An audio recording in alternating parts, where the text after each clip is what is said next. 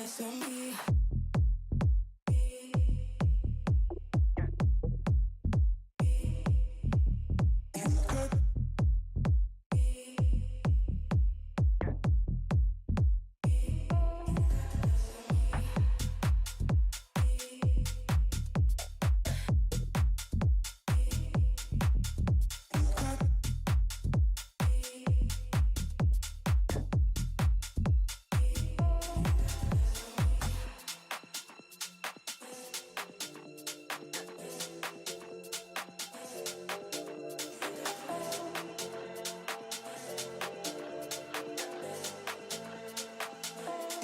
Best of me.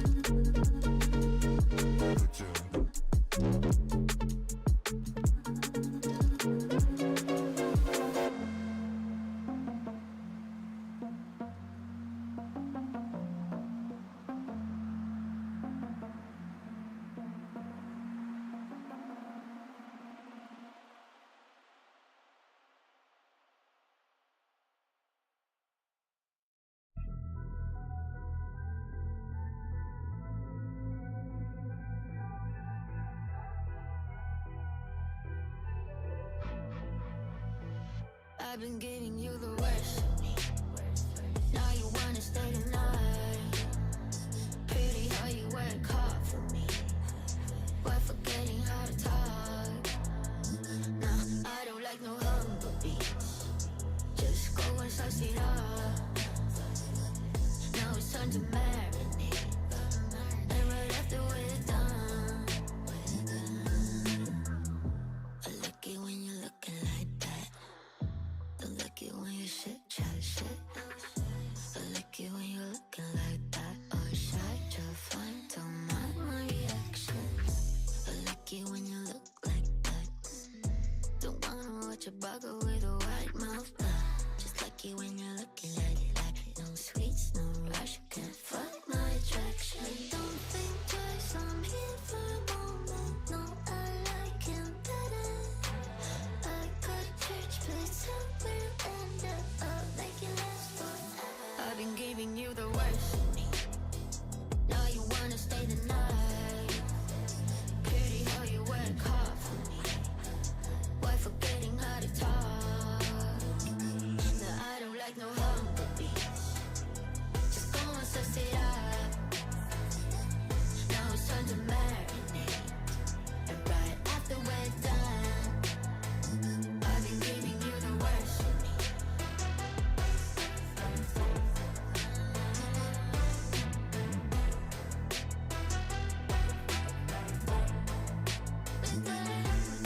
Give me a second, let me do it. I'm no vegan, a bee. I'm off the leash. Go down on your knees. Bitch, I got PhD. I'm all that you need. Just give me those. I've been giving you the worst of me.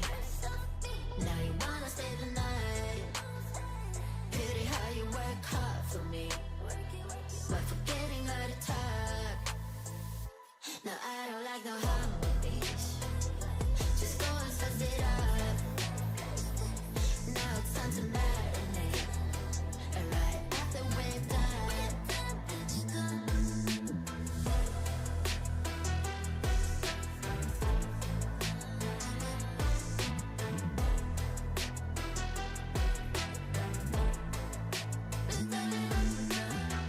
Domestic pigs are mostly kept as pets, though many breeds are capable of surviving on their own, whether it's in a forest or city streets.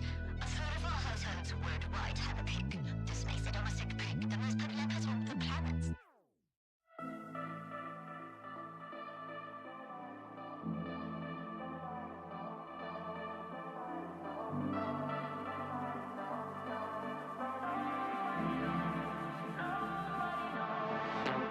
I wish I could be strong, survive all on my own, but now I'm running out of hope.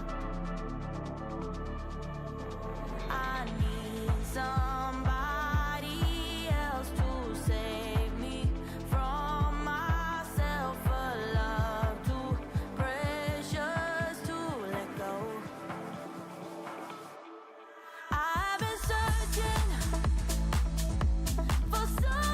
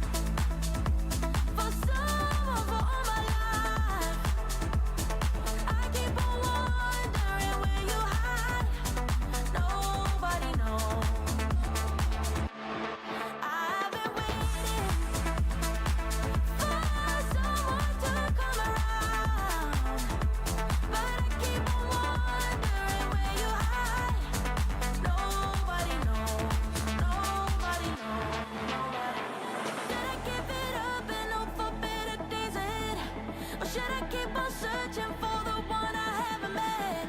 Should I keep on waiting for you, baby? Tell me when. Yeah, baby, tell me when. I've been searching for someone for all my life. I keep on wondering where you hide. Nobody knows. I've been waiting for someone to come around, but I keep on wondering where you hide. Nobody knows. Nobody knows. Nobody knows.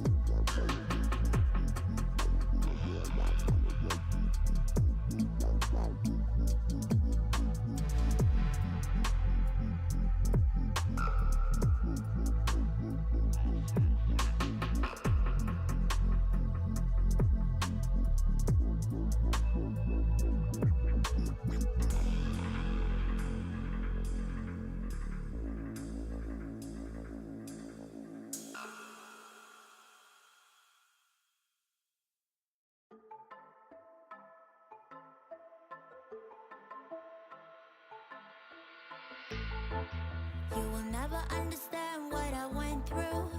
You never were a good listener. A good listener. You will never understand what you put me through. And you never be a good lover. A good lover. At first I believed I was the lucky one, but I was just fooling myself. Fooling myself. You think you can talk sense to me, like we are gonna be okay. We're not okay, yeah. So is this gonna take all night? Don't wanna waste no more time, yeah, yeah.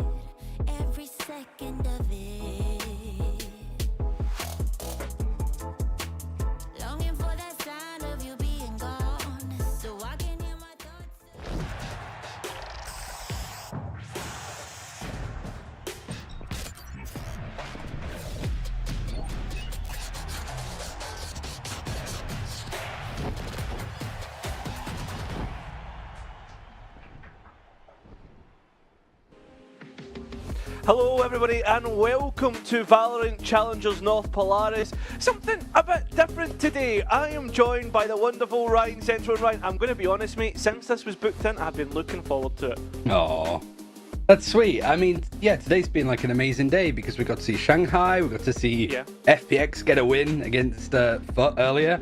And yeah, like you said, like I was very excited to see this sort of a mix of two worlds almost and put in the North in Northern Europe, I think.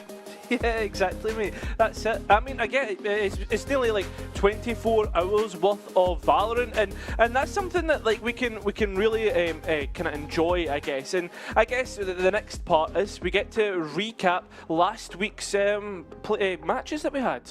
Yeah. I mean, it was a good sort of first look in for Stage 2, seeing if teams could be like consistent from some of the good results that they've had in Stage 1. Starting off with like NXT versus Formulation Gaming. NXT sort of narrowly missing out on playoffs last stage, wanted to start off on the right foot, and Formulation, who was in a relegation spot in Stage 1, played for Eclipse, the Promorello tournament, in order to actually come back into it. So, like, just from there, like, we've seen a lot of, like, full BO3s overall. We've seen Sweet and Sour and Apex, the top two teams from last stage, continue their, like, good run of form. And I wouldn't say that we got, like, many upsets, just more, like, pleasant performances from some of the maybe mid to weaker teams in our region. Yeah, 100%. I think like it was a bit surprising as well to see Formulation with their new roster. I think like push NXT to an extent, and I guess NXT with the role swaps. I mean, there's been a lot changing. I think the role swaps in general were something that I enjoyed to see. The fact that teams are starting to evolve as we head in towards this second split. For sure, yeah. I think especially like. Seeing the new teams that have come up, like Formulation, like you said, with the like roster adjustment that they made, and also Requiem, who have been in that tier 2, tier 3 space in EMEA for quite some time, making it through off their own backs with some good performances. It did scare Apex a little bit, but we'll touch on that later. I guess the big one is like Metasport, like a whole new look of a team, like picking up the Yari esports squad.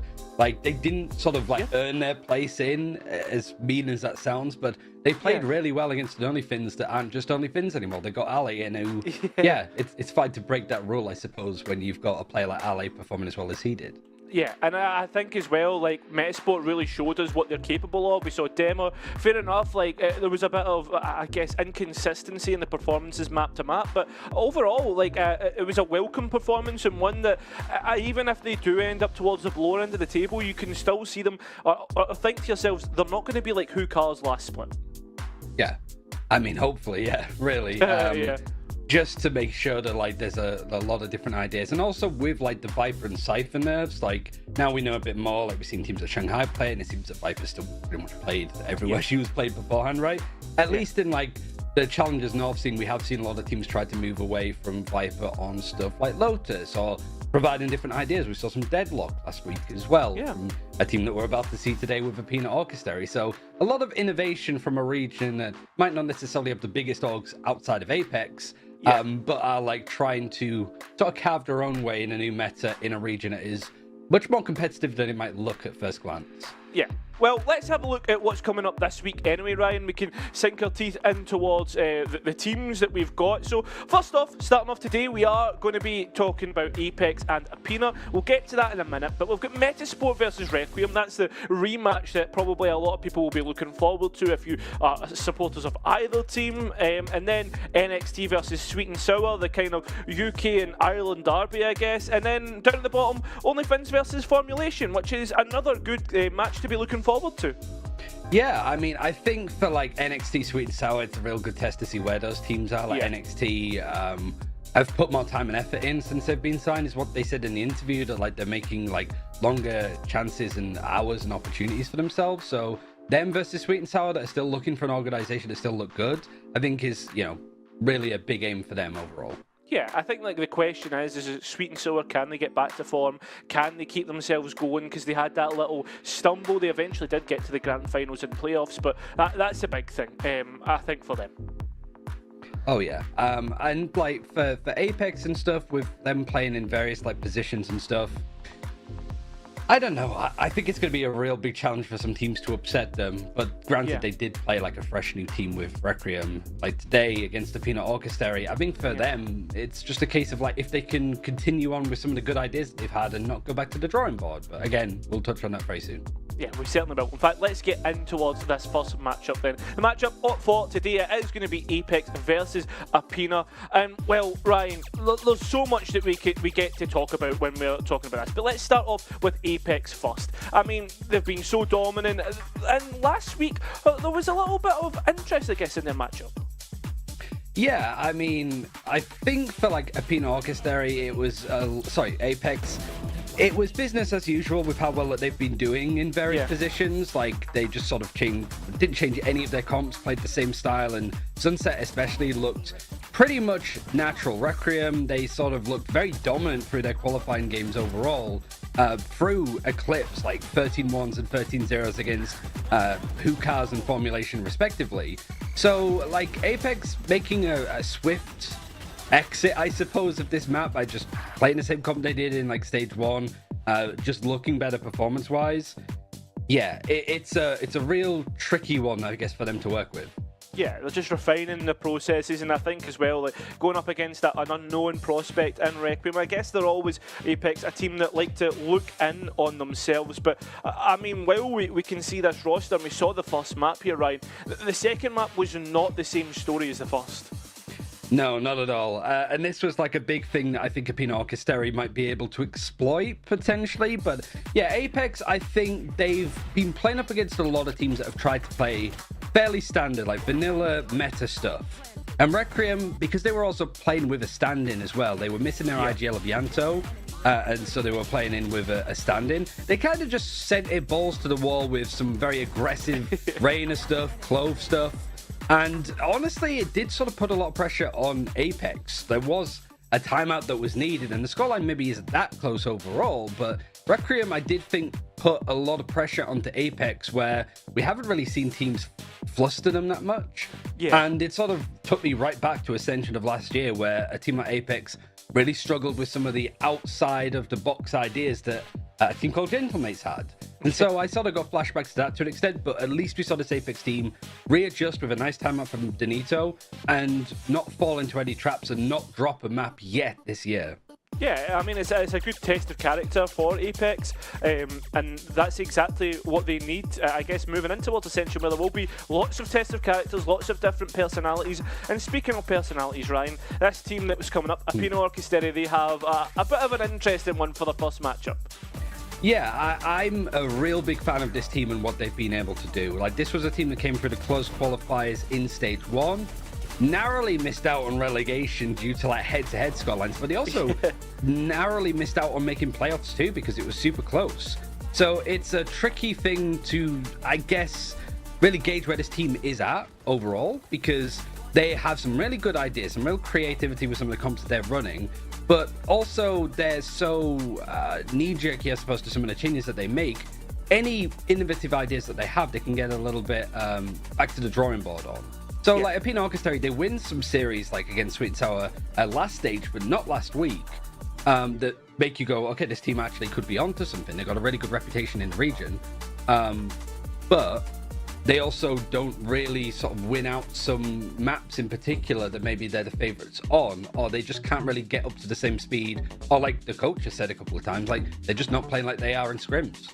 Yeah, and I guess the big miss for Aena Orchestrary today is the fact that they are going to be missing Kalkuna. You saw on the screen there, Autumn is going to be filling in, and a player who was actually the sub for Apex last split as well.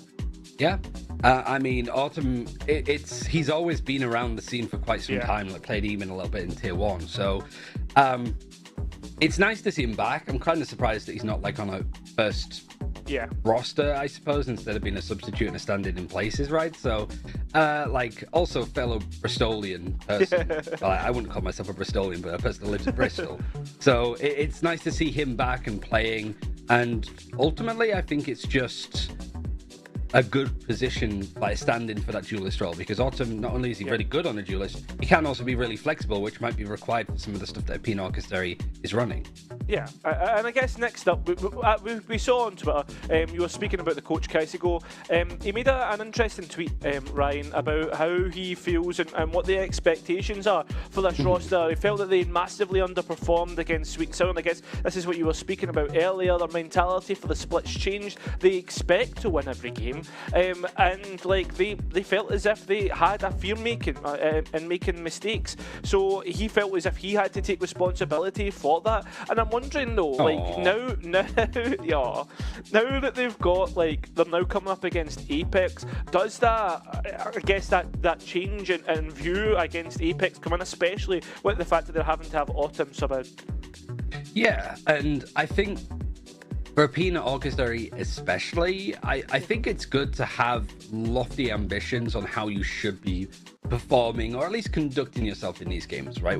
Certainly when it comes to like mentality and stuff. If you try to execute on your ideas and you still lose out because of firepower, or you're just anti-stratted or just outgunned in some cases, like, that's fair enough. But it's so frustrating, I suppose, for players and teams to feel like you have so much to show and might be showing it in scrims, because all I hear is good stuff about Aena Orchestrary from even like tier 1 teams around the scene of just they are really good practice because they are very good at using it as practice instead of trying to beat a tier 1 team in scrims, right?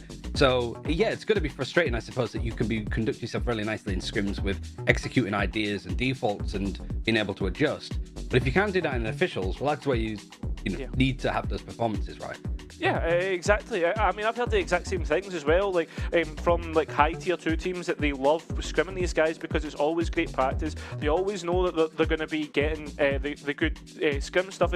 And speaking of what's coming out of the scrims, Ryan, I guess we can start talking about what Aena are actually running compositionally wise, because they had some funky stuff last week. Yeah, and I mean, they had some funky stuff all through stage 1 too. Yeah. Like, I don't think there was any map in particular where they stayed the same with a certain comp. Like, they were very happy to innovate on stuff like Icebox, even on Lotus. This was their comp last week with Split, with a double controller, where, double control on Split isn't too major, but it's not a Viper. Instead, it's the Omen Astra, which is fairly similar to what we've seen from teams like Carmine Core and stuff when they were running stuff like the Fade and the Yoru alongside. So Aena Orchestrary not afraid to sort of take pages out of other teams' playbooks with like comps and how you can maybe run with it, but also adding their own spin on it with the adjustment, like having stuff like a Cypher, having stuff like a Sky. This is like typical, I suppose, for this team. We also saw them run the Deadlock, which, when it comes to scrims as well, knowing that Aena Orchestrary is a team that doesn't play very meta stuff, it says a lot still that you've got some of these like other tier 2, tier 1 teams kind of going, they're really good practice, because sometimes you look at comps ran by teams like this and you go, I don't want to scrim against this team ever again, right? Because it almost feels like they're not playing the same game as us. But the fact that like Aena Orchestrary still try to keep their discipline and their protocols in check whilst also being experimental is a good thing for teams to be playing up against right now, right? The problem I have with Aena Orchestrary in some cases is I think they're way too knee-jerky, like I said, to just go back to the drawing board. Like that Split comp, I don't think that they lost that map against Sweetsal because of the composition. So I would not want to see us going to Split today, perhaps, and see Aena Orchestrary change things up again for the sake of changing it up, or go into something a little bit safer. I feel like they're on the right track, but sometimes they just have to persevere and push through in order to make some of these comps work. Yeah, and exactly. And just to kind of link it back to the point we were making earlier, like Apex, they struggled against a weird and wacky comp that they went up against. Fair enough, it was played more in a puggy style, and there was some individual performances off the back of that. But Aena are going to prove to be a different challenge for them, and this is something that Apex need to be prepared for. Mossy's looking very prepared. That's somebody that's probably been watching Shanghai all morning and is just like, yeah, I got a couple of ideas. Yeah, exactly. Listen, at the end of the day, there's no way better to be prepared than if you're relaxed. You'll be making the right decision making. And I guess next up, we can have a look at the map veto and what exactly these teams will decide to pick and what their priorities are going to be.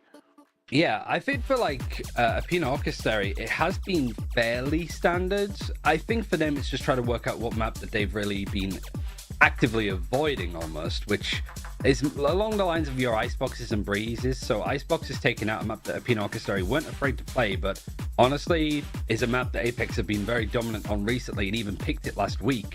And Apex taking out the split, so we don't get to see Aena Orchestrae's potential double control on that map. Here at this point, like, it's pick your poison, it feels, and Aena Orchestrae actually going for Lotus.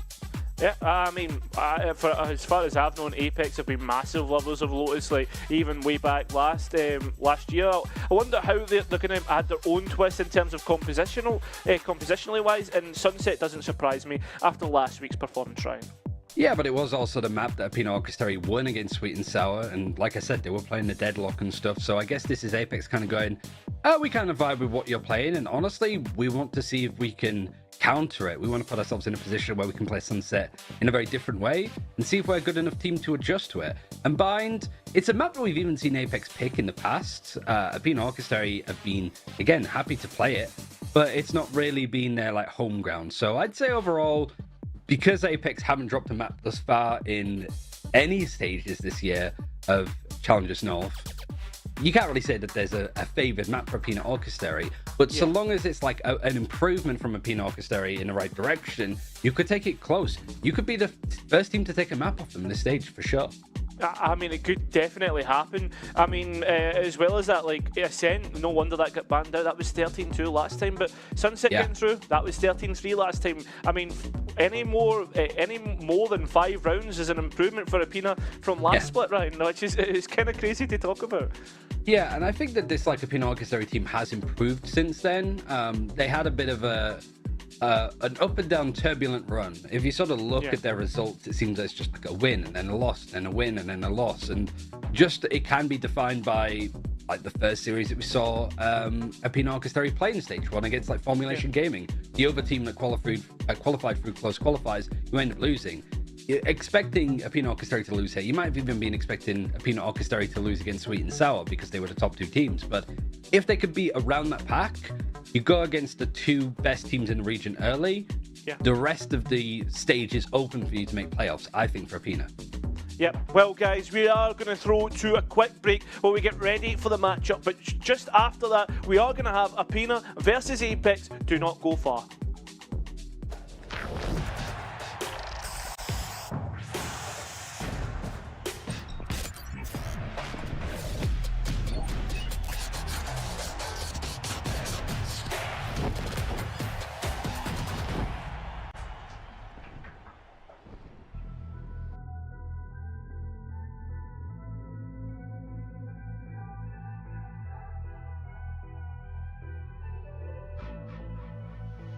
I've been giving you the worst of me.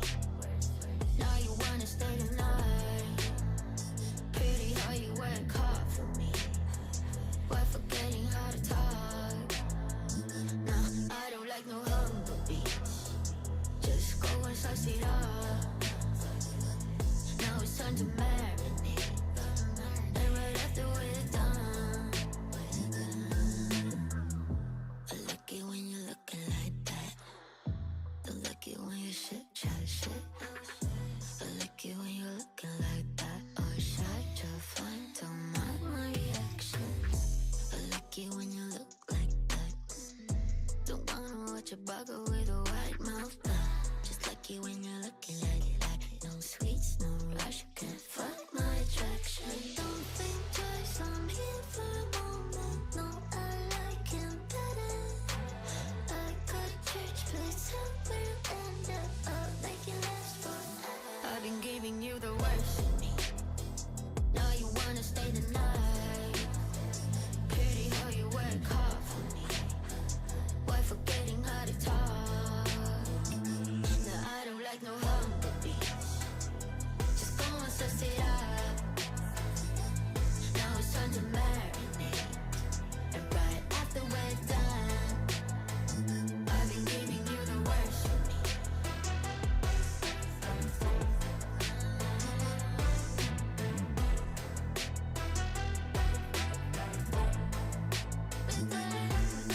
Give me a second, let me do it. I'm no vegan, a bee. I'm off the leash. Go down on your knees. Bitch, I got PhD. I'm all that you need. You just give me. I've been giving you the worst of me. Now you wanna stay the night. Pity how you work hard for me, but forgetting how to talk. No, I don't like no harmonies. Just go and suss it up. Now it's time to marinate. Right after we're done.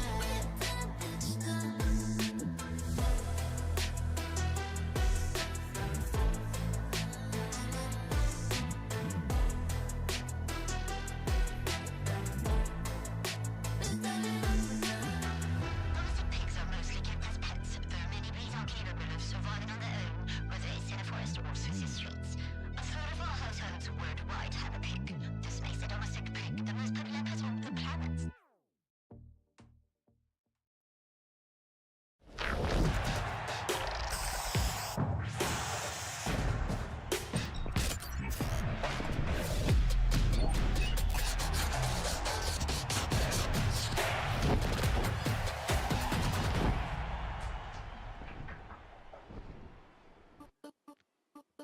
Hello everybody and welcome back to Challengers North, where we are getting ready to get in towards Apex and Peanut Orchestra.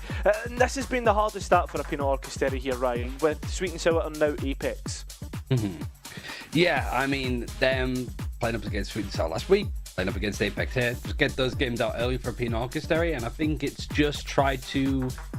Beforehand, it was just not getting relegated, I think, is a good goal. But now, from what like Heisigo said in some of the tweets, that expectations are really high, especially for an unsigned team to do well. So there's not really much pressure or expectation on a Peanut Orchestra here. It's just about playing their game, playing their comps, playing their philosophies, I suppose, on some of these maps, and ultimately just seeing what Apex does as a response. I think Apex are just kind of like, we know what we need to do. Let's just see what the opponent has, and let's make sure that our on-the-fly adaptations, or anti-stratting in some cases, is pretty much on par. The first map being Lotus, though, we haven't seen, I think, either team play it since the group stages of Stage 1, right? So for a Peanut Orchestra, it's going to have to look different, and it definitely does.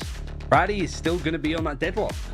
Yeah, I mean, it seems to be a mainstay for a Peanut Orchestra, but doubling up with a Killjoy as well, obviously, to control those flanks. And I guess Deadlock, with the way that the grav net works as well, you can kind of initiate off the back of that, and they are starting on the defense, but will make Apex life's hell trying to execute in the sides. Yeah, Apex not changing up anything, pretty much the old versus the new when it comes to compositions. And even like a Peanut Orchestra, they were running, I think, even Gecko K, or it might have been over on this map, and then with a Cypher instead. So changing up to be back to a Killjoy, and then adding the other Sentinel, of course, for Deadlock to fill in some of those gaps. No Viper on their side, but that's not too surprising. They didn't run Viper before, even like prior to the nerfs. Yeah, and I think as well, like, I don't think the Viper is too much of a miss for any team realistically, because there is a history of people playing single controllers like Omen. I mean, I don't think we've necessarily seen any Clove on the map just yet throughout the regions, but I mean, yeah, it's still very workable here for a Peanut Orchestra. For sure, it's a good chance to sort of test this to see what it's like. It's a map that we've seen Apex be dominant on, but just not really been tested on that much. I think they've only played it 4 times this stage, twice against Sweet and Sour, one of which in the grand finals. But the most rounds that they've dropped were 11 rounds, which was up against Sweet and Sour the first time within groups. But both teams are actually undefeated on this map too. It's just that Apex have a little bit more time on it, but obviously different sort of looks. Peanut Orchestra starting on the defense, Apex on a Peanut Orchestra's pick of Lotus, going to be attacking first. Different ideas, but it's still the same team to go up against. Apex, the massive bosses of Challengers North. Last time a Peanut could only get 2 rounds on the first map. Can they build upon that on Lotus? Starting on a full stack for a Peanut here, Ryan. Yeah, 4 players all the way over towards A. Not really fighting for A main that much. This Viper wall, not really too much to contest it with. Brady having the barrier mesh to actually put it down. Not even going to use it. Just going to peek out. Clears Soulcast on the lurk. And that open C site is looking to be the direction that Apex is going. Not even interested in picking up the orb. It's massive. Routing out the luck, you can now start to focus your eyes towards C, maybe worried about B and anybody looking towards there, but I doubt it. Apex focusing all of their forces here. Spike's still not committed. Apex are wanting to try and take more space, and it's going to be Waterfall. Yeah, all that utility sent forward, but they've got nothing off the back of it. In fact, Apex have actually had to retreat, go back towards site. We've even got a player stuck in the grab net, making 2, and that's another 2 entries here for Aena Orchesteri. Just that window that Apex might have had to plant the spike. They might have to consider going elsewhere with 30 seconds left on the clock. Nade is going to slow them down from going B2, so the reset is going to come back in onto C. It's a bit of a wild goose chase so far, but the player advantage in favors of Aena. Steps heard by Aena. Every player circling round. Autumn being called back towards where the extremities of the site are, and Kayak taking first contact in towards Waterfall. In fact, Brady's managed to escape in. It's easy as that. The last 2 remaining players are lit up and revealed. It's up to Mosey now with 20 points of HP marked up. This should be easy for Aena. They should be able to track him down, get rid of him, get near it. As Aena Orchesteri, they'll get the pistol round. Yeah, very clean. They just get that first kill over towards A. I like even the little barrier mesh, the deadlock wall. They put it right in the choke of A main. So they basically plugged that up for a good amount of time. And Apex, it was strange to watch them, right? We see them run onto C. They don't pick up the orb. They don't take the time. They just execute quickly onto site. They tried to take more space into Waterfall, but there's been some good utility from like Viti, the paranoid, to send them back. And just Apex, it's fine losing the pistol. It's just a bit odd to see them look a little bit uncoordinated and not sure where they want to go. Yeah, it almost felt as if they were panicked. I had signs of them, or kind of visions back to Icebox, where they were a little bit panicky, not decisive, which is totally uncharacteristic. Holding for the haunt here, and that seems to be Apex wanting to approach C main, but straight away they are wanting to walk away, knowing that there could be 1 or 2 more players here. Yeah. I mean, it's also good to see even players like Brady just pinging the top of the wall, expecting the Fade Hunt to come in. You've got the Omen as well that could get it if it goes right over where the Razor stood on C.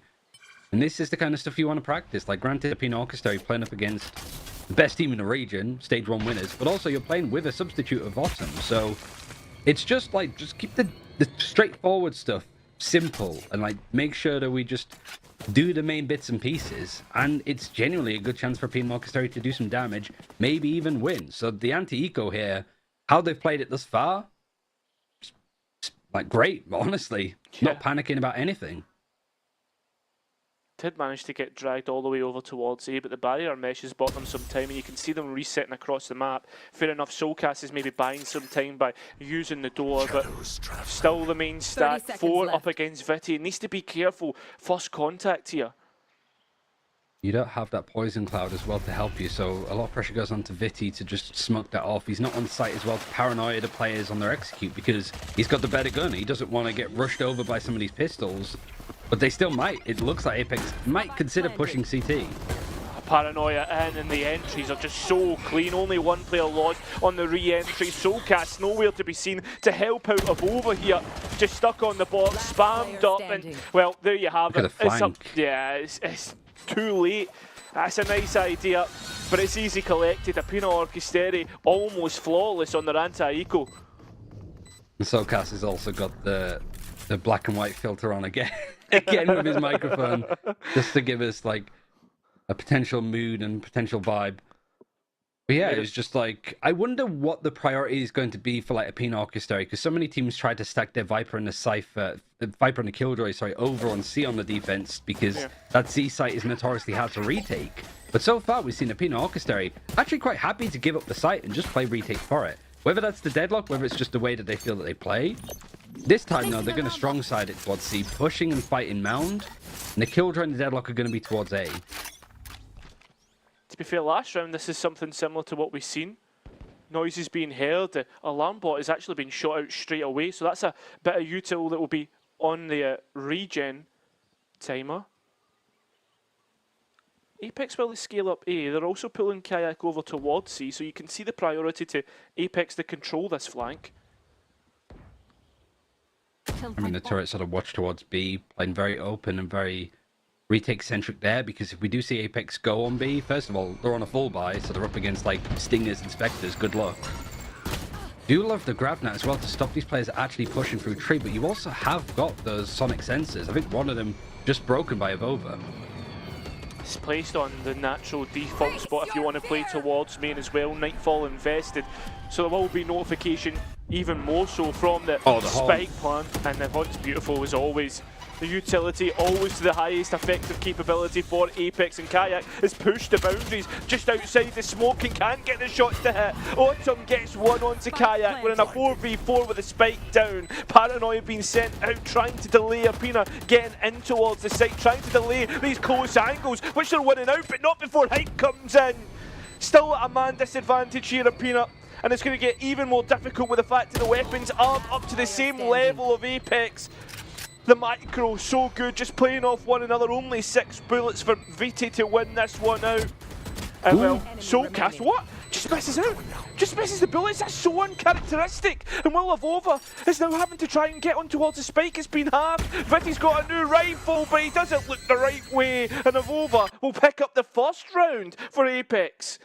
Yeah, good round for Apex to get on the board with, but also a really nice try from Aena Orchestrary. This was their bonus. They weren't buying up in this round at all. And they also got the Fade Nightfall out of them early, because that was an ultimate that Apex were working to farm up in the last couple of rounds. So you get a big ultimate out of them. The Haunt is the thing that does so much work here. But Vitty might have been able to find a gap. You've got Avova. I don't know if Soulcast was trying to just float on the angle a little bit, expecting Avova might peek from tree, but Avova was on his way out through the door. So it was just, I'm not going to say uncoordinated, but it was one of those moments where it could have easily gone the way of Vitty in those clutches. He's usually good for them. Yeah, it's funny, Avova actually getting another clutch. He had the highest clutch percentage of Split 1 last season, including playoffs and group stage, 38%. I mean, it goes back to like his time on G2 and even like Heretics, First Strike Heretics, not necessarily the more recent Heretics. Yeah. I think that's one of the things that was missing from him in stage 1, is just those rounds that built him a reputation in the EMEA of how cool and coordinated he can be in those situations. Apex now having to re-clear into C-Mound after the alarm bot being destroyed, so just trying to make sure that there's nobody walking up behind them. Robs too, they're not too far away from like a showstopper, lockdown, stuff that they just want to be chipping away at, but Aena Orchestrary is going to push from Mound. They might be able to get some of these hooks themselves. Speaking of which, they do have the Annihilation from Deadlock.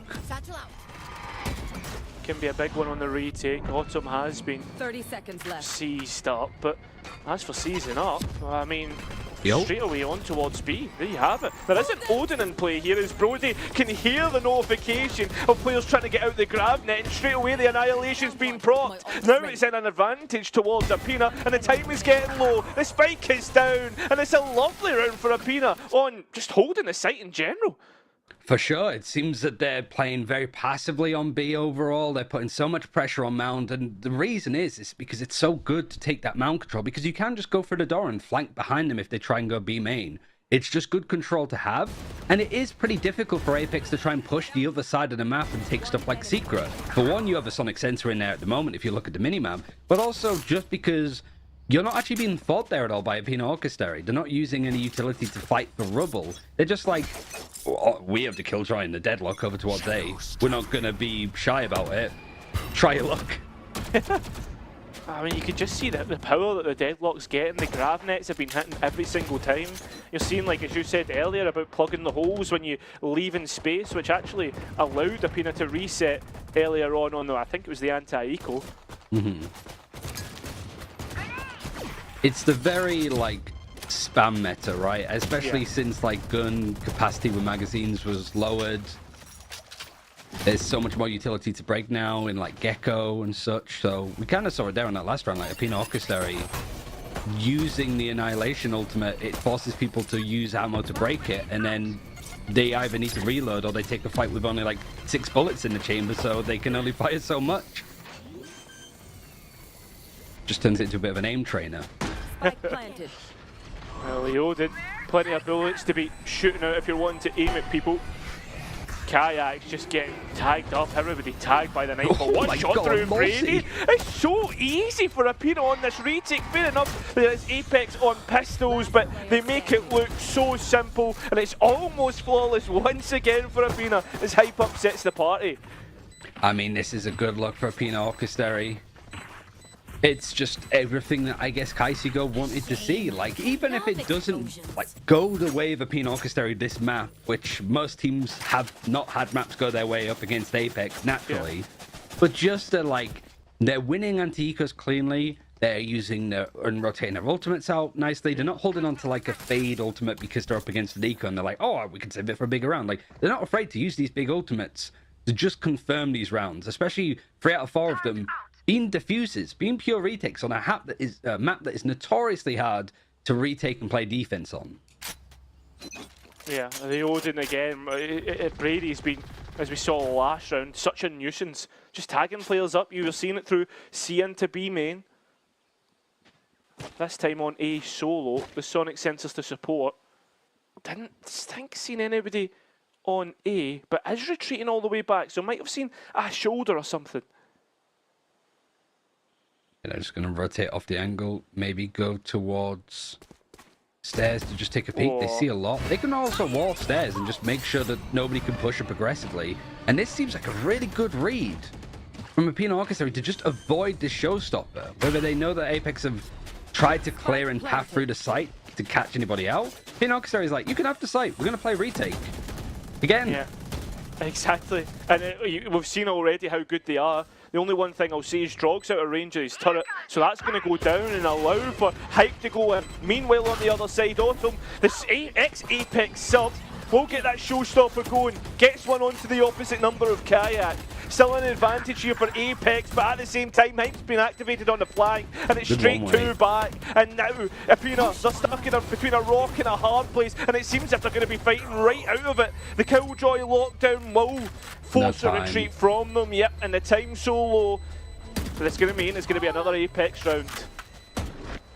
You got the lockdown, you got the barrier mesh that was thrown right into sight, and you've got Brady that's stuck in drop. It's like Crystal Maze or something, is it? Just with all of the stuff going on, trying to dodge around this little gauntlet. But I guess most importantly, like, Apex win the fights that they need to. It sort of became a bit more chaotic, whereas I think that a lot of these rounds at Aena have been a little bit cleaner. But you can see some good ideas. It was just the showstopper to make the space in the first place, and then a lockdown to confirm the round for Apex. Money is good for Aena, but only just. Yeah, it's between one of those like swing rounds, you know. Maybe even it could be next round. If Aena let this one slip, Apex on the attacking side, economy can be so much better for them. Molsey this time is the solo lurker out on A. You can see the stacks heavier towards this side. Is Apex lurk outside B main? Just trying to walk up. The alarm bot should give things away, but there's 2 players in secret. Brady's just not afraid to watch. ADS to try and take the fight. The paranoia is going to throw him off at least for a second, but throws out the grab net. Great trade from Autumn, just hiding in that corner until the last second. Oh, Chuckle was so aware as well of the luck. Knowing what Apex like to do, leave one on the wings, but unfortunately that's not going to work out. Now Ravova stuck in the middle of sight, moved from all the utility set their way, and look at that. It's a complete whitewash on site. It's only losing Brady, and I think one of the things that works really well for Aena Orchestrary is like default towards A, is because whether they have the deadlock and the killjoy over on A, or just a deadlock, or just a killjoy, or 4 players like last round, nobody shows. Nobody gives the game away, and there's no Viper, so it's really hard. Like, it's really easy, for Apex to lurk up towards A, but you just don't know what's on the other side of that tree door. You don't know what's on the A site, or even towards secret. And so it just feels like Apex don't want to bother with that space because there could be 1 player there, there could be 4 players there. We don't know.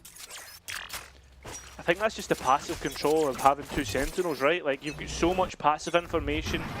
Like, fair enough, they don't have any real like flashing agents or whatever, but the information economy is so large for them. It's huge. Autumn again getting on towards Kayak. We see Hype trying to lock through and destroy KJ Util, destroy what we're talking about, that passive information. But you've still lost a player off the back of it. don't think we've seen that many ego runs for Apex realistically, but that's all we're seeing so far today. It's just once you get the momentum rolling, right? Surely we're going to start to think about timeout territory. Aena now starting to build up those defensive rounds on a notoriously attacking-sided map. Because one of the general rules that you can follow if you're an attacking team is, like, let's clear the utility.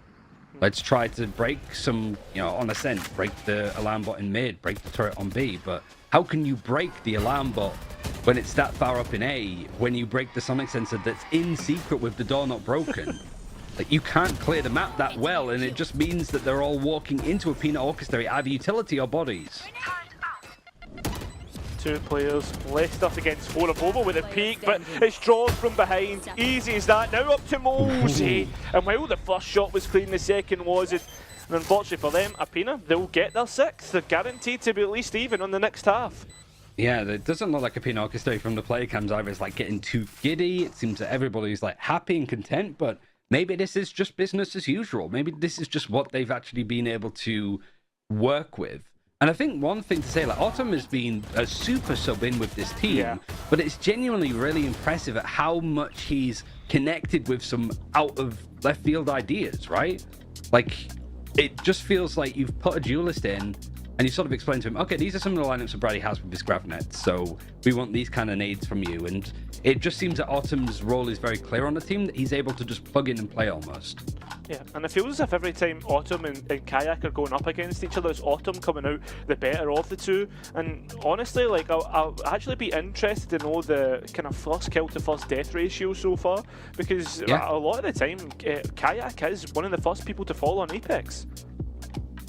I wouldn't even say that Kayak had a particularly strong week last week either. Not that I think he needs to as a duelist, like, your role is more than just the stats that you put up, but in these maps, like we saw from Apex last week against Requiem on Icebox, in those instances, like, you want to see more out of your young players that can shine. The good news is that Kayak, especially on Icebox, it was after the timeout that he really started to show up. So now that there's been a timeout here from Apex, it did so much work for them in that Icebox map win they had against Requiem last week.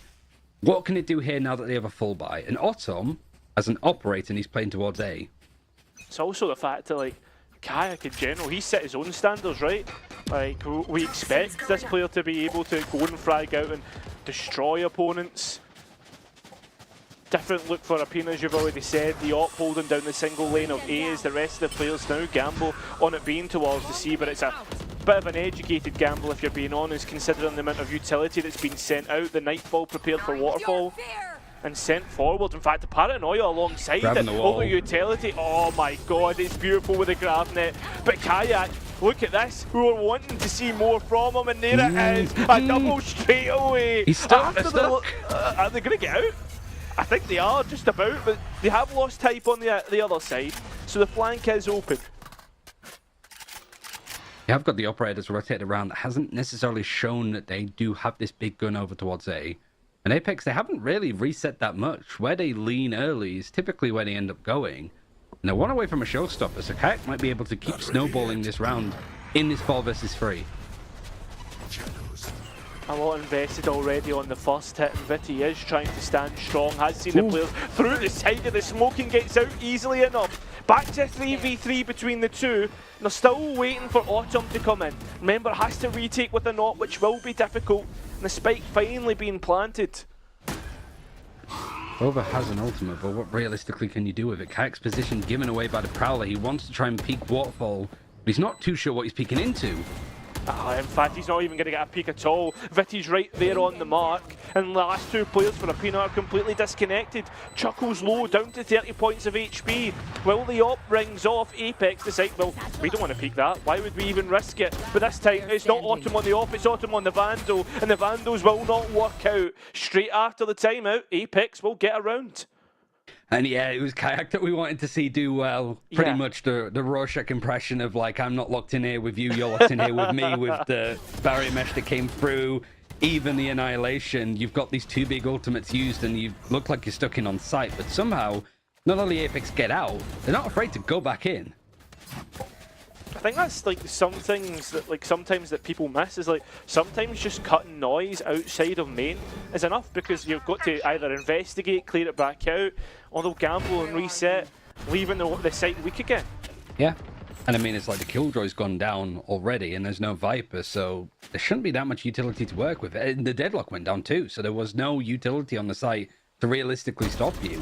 You just have to take duels, which, considering how Aena Orchestra have been playing, they have been passive, so it's not like they're going to be on these crazy angles catching you by surprise. Saying that though, they're on crazy angles on A, hoping to catch Apex by surprise, but Soulcast not quite buying it. Again, it's back towards C. Just see Brady on the other side of the smoke, and I don't know if he just missed the head there. And we'll take the peek, but Kayak flicking straight away. Showstopper in, and well, there goes Drog. Brady's just somehow escaped to the left corner. Kayak was stunned up, but they can't get the kill that they were looking for. And they just take away in towards CT as well. It's an absolute onslaught of Apex players, and Aena just do not have the answers, or maybe they do. Spike is down, and it's a retake with an op. Showstopper is available to ride. Player standing. But everybody's grouped up in the end. Autumn here. Money is starting to look low for the first time for Aena Orchestra. So saving the operator and saving these ultimates is a good one, but like, man, much better adaptation from Apex. It seems that the call is just, once you plant, like, don't plant the spike just yet, like, try to take CT control, because if Aena Orchestra, they're happy to play these retakes. Do not let them. If they're going to set up, they have loads of utility. Okay, I'm going to line up my thing with this thing. It's like, no, just go and stop them from doing that. Like, don't respect them trying to go in for those utility plays. Go and fight them in their spawns if we have to, because like, Aena Orchestra have got some good strategies, but they need time and coordination to set it up. And I think Apex is looking to disrupt that as much as they can. I think we've seen like a few ideas, something like similar to that, with the Paranoia, for instance, like on, I think it was like the pistol round, maybe it was the anti-eco where they sent the Paranoia through in towards Waterfall, and finally, after losing the last two rounds, Kaisiko's just going to put a stop on it and reset Aena Orchestra from the past two rounds. Yeah, it was the last time up for Apex. Rowdy was doing a lot of the talking. Even though the time it wasn't necessarily his, he wanted to make sure that he was making a lot of noise. But now it is going to be Kaisiko probably going over some of the things just to make sure that this team finishes this half strong. We've seen a lot of teams start halves or like maps well, pretty much until Bodok tweets like, is this the chance? And then it never comes to fruition. So I at least hope at this point Bodok hasn't tweeted it for Aena Orchestra yet, because Apex might be able to bounce back and take this map in similar fashion to they've taken a lot of maps so far this year.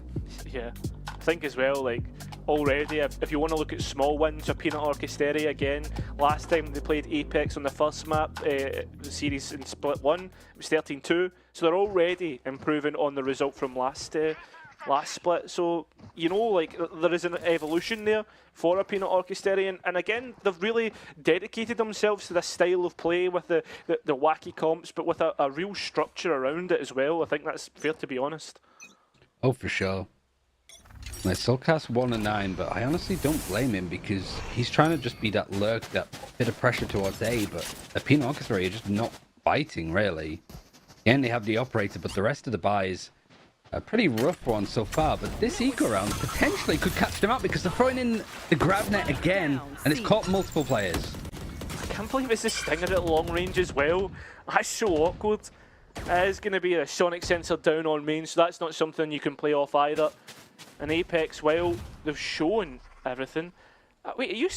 Kayak has the spike. Are they going to send Kayak in to die with the spike and then use the Avova ultimate to pick it up? I guess it's just not really been a good opportunity, because since Autumn's had the operator, he's been playing away from the rest of his team almost. So, like, he's playing really passively, and when there's a CXQ, he's over on A, so he has to rotate across. Whereas if he had a rifle, he might be with that pack, and as the execute comes in, the showstopper might come in.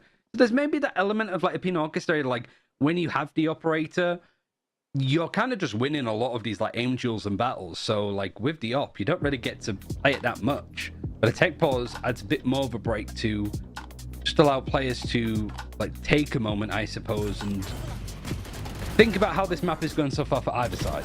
Yeah. And I guess that's maybe like a trend then with the operator being introduced, because the operator was introduced after that tactical timeout, trying to be something different. And as well, we were already talking about the impact which Autumn was having, you know, like on these entries. So I'm thinking, like, do you force Autumn back onto a rifle, Ryan? Do you think that's maybe too much of a gamble?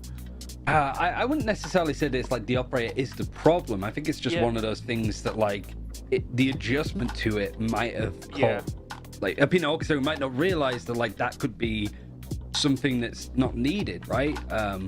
But it's also like an operator on this map, especially with somebody like Autumn that predominantly played Jet, I believe, like way back in the earliest parts of their career, and like Opt a lot, especially. You're playing up against a comp that doesn't have any flashes other than Omen, so like having that operator towards A is good. But generally, we haven't seen Apex fight for A all that much, and if they do, it's usually just Soulcast opening the door and then resetting. C is like the problem area, I suppose, for Aena Orchestra to either hold down, because they can't retake it anymore, because Apex doesn't give them the space to retake it, and also they're just now starting to lose a lot of those fights and duels, either on the site or for C mount. Yeah. It's just wondering, like, would you like, obviously you're an analyst, you know, I guess I can ask you these questions. Do you think you would prefer them to like try and fight harder then for C mount, maybe place the op towards that side of the map? I mean, that's exactly what we're going to see anyway. Yeah. I mean, there's a lot of setups, right? And I guess it's like for Autumn, it's just whatever you're comfortable with, because he's 14-4. There's not much that you really want to change from him. Yeah. But you also want to make sure that showstopper finds success on this round, especially that Kayak is very close to getting another one online here. Yeah, he's actually picked up the operator on first try. He's got Autumn to rights. And that's that showstopper won't be getting the value that they were looking for. But in terms of what Apex have, they've nearly got a full belt of ultimates to use. Lockdown, Viper's Pit, Showstopper, the three most valuable of the four. And Drogwell gets an entry, won't be able to escape for much longer as a rocket chases him down. A clear sight for Apex, and it'll be easy for them to set up their post plan. Yeah, Viper's Pit, Lockdown, that Omen ultimate that I've always had forever. You do have this Nightfall to go for a retake, and there's no reason not to. But it's going to be hard, especially with how far out this Viper is playing. You have to go through the whole pit in order to get to them. Hunting down Soulcast that Prowlers send in, but there's nobody at the back of them. So while you have the information, they're still going to be gambling the Lockdown, pushing players back, and this is so hard. The players are just sending in, they know exactly what hole they're going to be sitting in. But the issue is Apex, they can just sit in the Viper's Pit and look pretty. And that's exactly what they're going to do. Just completely wipe out the players. Vita gets a nice entry, but that's all it is. Just a nice entry into the pit. While it's dropped, they'll pick up the last. It will be even on the half as we start anew. It's just Apex doing what they typically do with a strong comeback in the end. And the Aena Orchestra not really floundering as much, but you definitely feel like there was more to be shown towards the end. Pretty much after that Apex timeout, it's been them near enough in control. The Aena Orchestra taking their own timeout, but still their little adjustments, the ways that they want to try and make this comp work. Apex just seem like they're a step ahead almost. But going on to this attack, where you don't have that Viper to alert towards A, and you have two Sentinels, I think it's going to be really hard for Aena Orchestra to get onto these sites. However, once they plant, that's where I think Deadlock is probably at their strongest. Post-plant utility is amazing on this agent. You got to get there first. Yeah. I mean, that's like, what, at least 70% of the battle is getting on towards site. And especially with how quick Apex are to react off the back of that contact. And I guess almost you can use this Viper's wall against Apex. You cut noise, put a question mark on it. Have we gone away, have we not? Well, it's been dropped anyway. Where did they throw this mesh? You got two players about to peek out on stairs from Apex. Nanoswarm's going to delay things. That Haunt coming through, not catching much, but the Paranoia catches everything. Brady goes down. Yeah, Autumn sending it forward. It's a real battle on stairs. The spike will be successful in the plan, but there is no deadlock, and that Nanoswarm has finished off Mosey. pipes easily get into sight and nobody's aware of it. It's trades left, right and centre, trade city perhaps, and Autumn maybe looking to push us a bit forward, sees Avova and Avova's just buying time for players on the site, but the issue is Autumn's won out the duel. The rest of the players just hiding out on main, trying to tap the spike, get someone out here, trying to get a clean 1v1, but it's not. The delay is perfect, the players are tagged up, they're revealed, and while they try to get on the spike, Aena will just look to win out the second pistol of this first map. Yeah, really good ideas, really good way of playing, even though like Apex looked to be finding that first initial kill, that first bit of contact.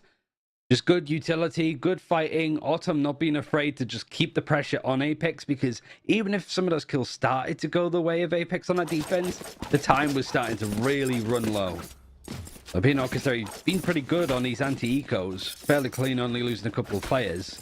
But I still want to see more out of how this team wants to attack, and it looks like they're going for the A site again. They're going to get a free run of it as well. Should be easy enough, but it's whether they can realise that this is free, because they are going to start taking their time, which allows Apex to get towards this side of the map quicker. Gamble stacked, and it didn't pay off. Cover going out. Good positions for a retake, at least. Free gun, free secret. I think could catch off Aena Orchestra if they're not careful, and because they've walled off stairs. It seems that Apex were keenly aware that that would be a possibility. Exactly, well, I guess it's harder from the flank, and Drog well aware of what's going on here as the door gets broken. Brady, now knowing that Vova's in front of him, will take him cleanly. And Apex slowly try to make their way towards it, but as you said, all the utility that's been sent their way, there is so much delay and so much awareness for Aena Orchestra, and they make it look easy. One clean shot and a knife from Mosey, what the heck?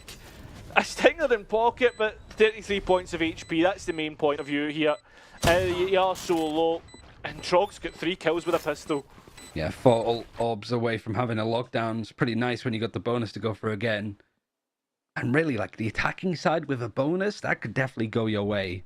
And, I mean, the last bonus almost did for Aena Orchestra on this defense. Apex, like, the vibe is still good. Seems that everybody's comfortable. Mostly not afraid to just throw in a knife for good measure. But, yeah, the post plan's too good. The initial control that they take. I think even Brady enjoys the idea of his teammate getting knifed with all of the chaos going on. Placing swarm grenade. Placing swarm grenade. I was a bit surprised by that one. Yeah, this is where I think Aena Orchestra are going to struggle. When you have this A main aggression, and you have to go towards C, that's still tough utility to go through. But it seems that this low buy really wants to go over towards this B side, but the instant reaction from Apex has 2 players over there and 2 players towards C. Spike starting to make its way towards C, and while all the utility's been expended, still a nano and alarm bot sitting on site, so Apex know that they can just wait for the contact to that, I guess, Ryan? Yeah, pretty much. I think there's one thing that Apex have done well today is give Aena Orchestra the respect that they deserve. You've got the bigger weapons, and outside of Drog, everybody's on either a worse rifle of the Bulldog, or a Stinger or a Sheriff. Still a paranoia to be used for Vetty. They've finally cleared the corner, but... Down B. Gets 2. Yeah. I don't know how he does it, man. Like, we're asking for more of him, then he gives you it 30 in seconds bucket left. loads. Heading towards A now, and they need to clear Gavova's corner, else this is going to be at least 1 and out.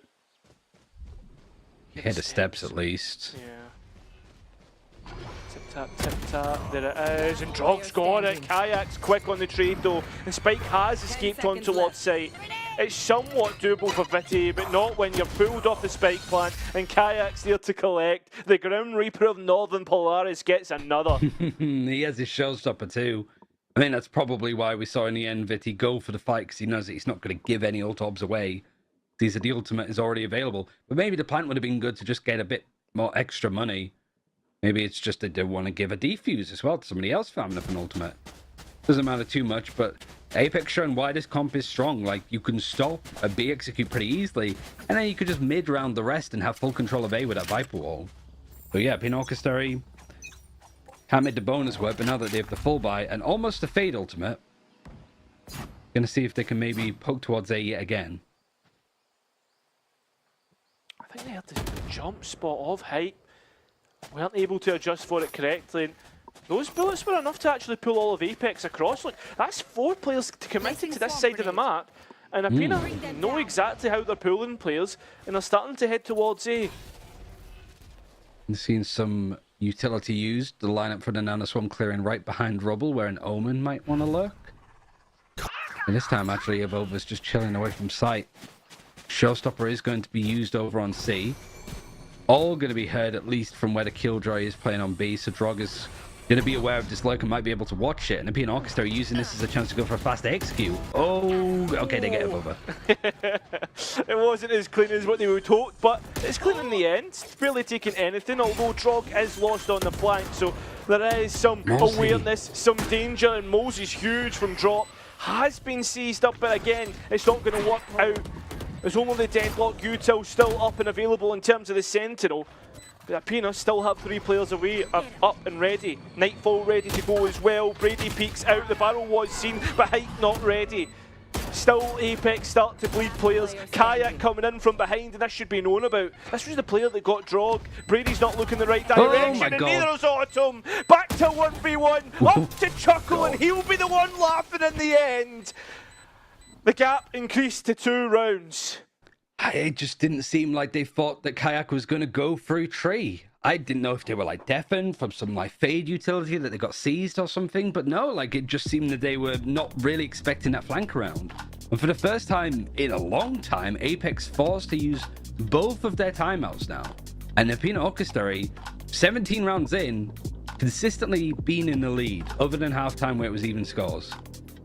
Yeah, that is crazy actually, and I don't know how many times that's actually happened, because even when you think back to like when they got pushed to overtime, Apex, they were still always the ones in the lead. It was actually a comeback from OnlyFins that pushed them to there.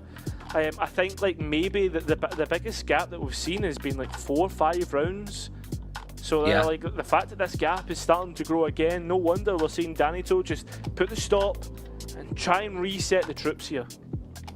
Yeah, I'm gonna check social media just to make sure that somebody hasn't jinxed this by tweeting what they always do. If production can make sure that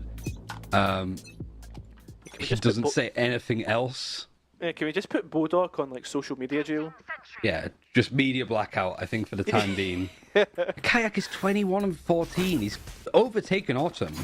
And I think he was like towards the bottom around where Soulcast is right now before that timeout. Whatever Danito says to him seems to just work. He seems to always come online when Apex need him to. Yeah, and the crazy thing is as well on the other side, Autumn's 18 and 7. The players swing out and Soulcast is easily taken away. A nice trade out. The Nightfall straight away. Doesn't catch Killjoy. Yeah. This is going to be awkward.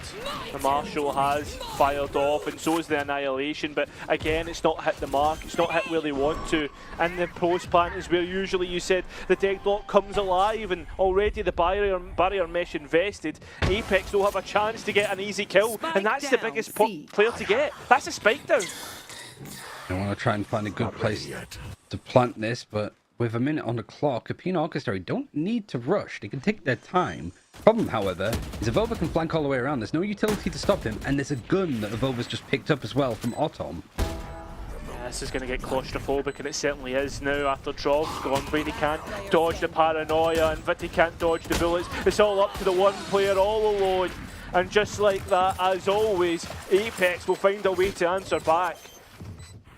It's a crazy way for this round to go, because it's like, how would any of that round relate to something that Danito could say?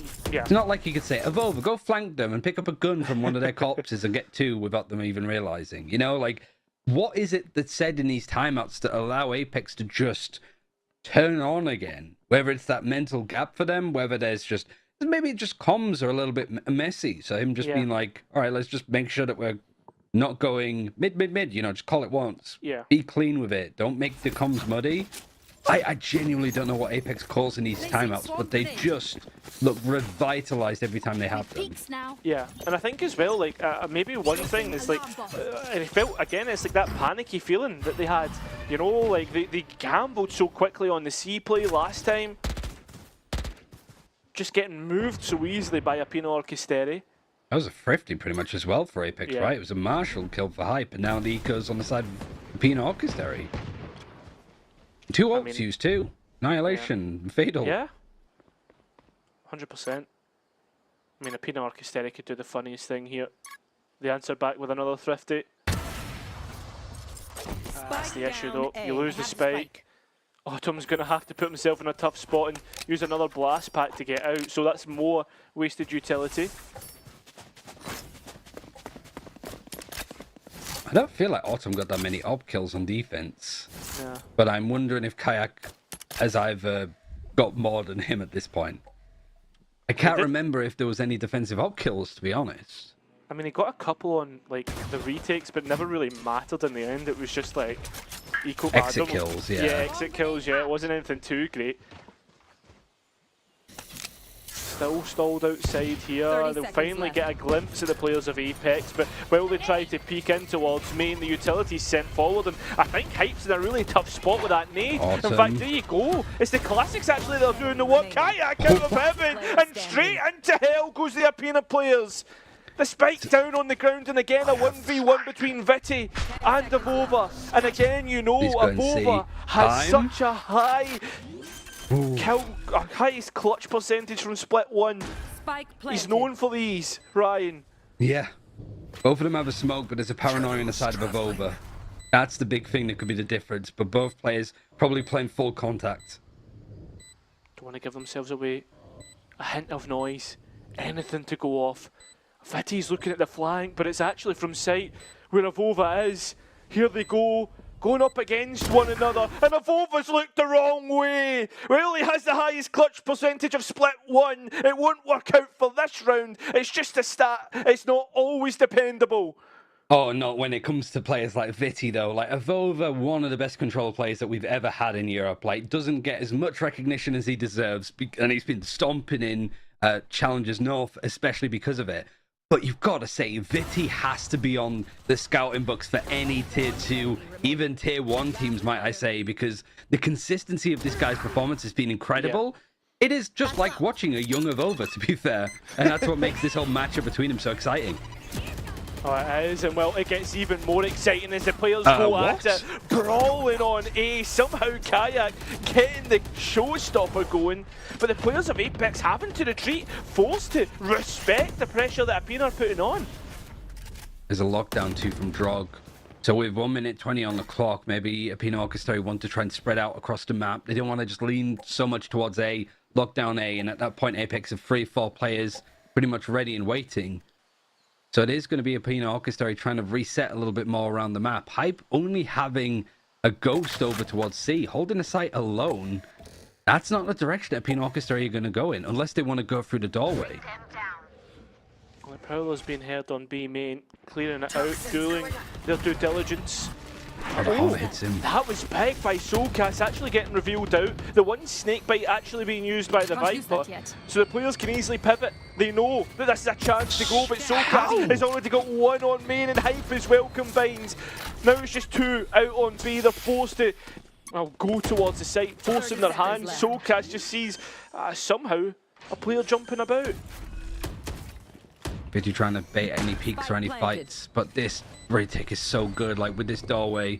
And even Hype's not looking to fight, he just wants to put that pressure in and spread all these players out. Just a little bit of fake noise, a bit of fake spray for the smoke. He's putting Drog in a 1v4. And he's not even going to get a chance. Apex just make Aena work to their standards, play their own game, and it's just as easy as that. I mean, the pressure being created on A, you see the respect straight away, they reset themselves. And then from then on, like, just easy enough for Apex. Like, it was what, the kill from B main on Soulcast. It was Aena that opened the door for Hype to get that kill. I mean, they just made it look easy. And I'm wondering now, does Kaisi go and get introduced? Do they let him still play out? Seems to be the case. Placing On an eco again. pretty much every time that we've seen Apex try to match up on the score, Aena have either taken the round to keep the lead or just taken the lead afterwards.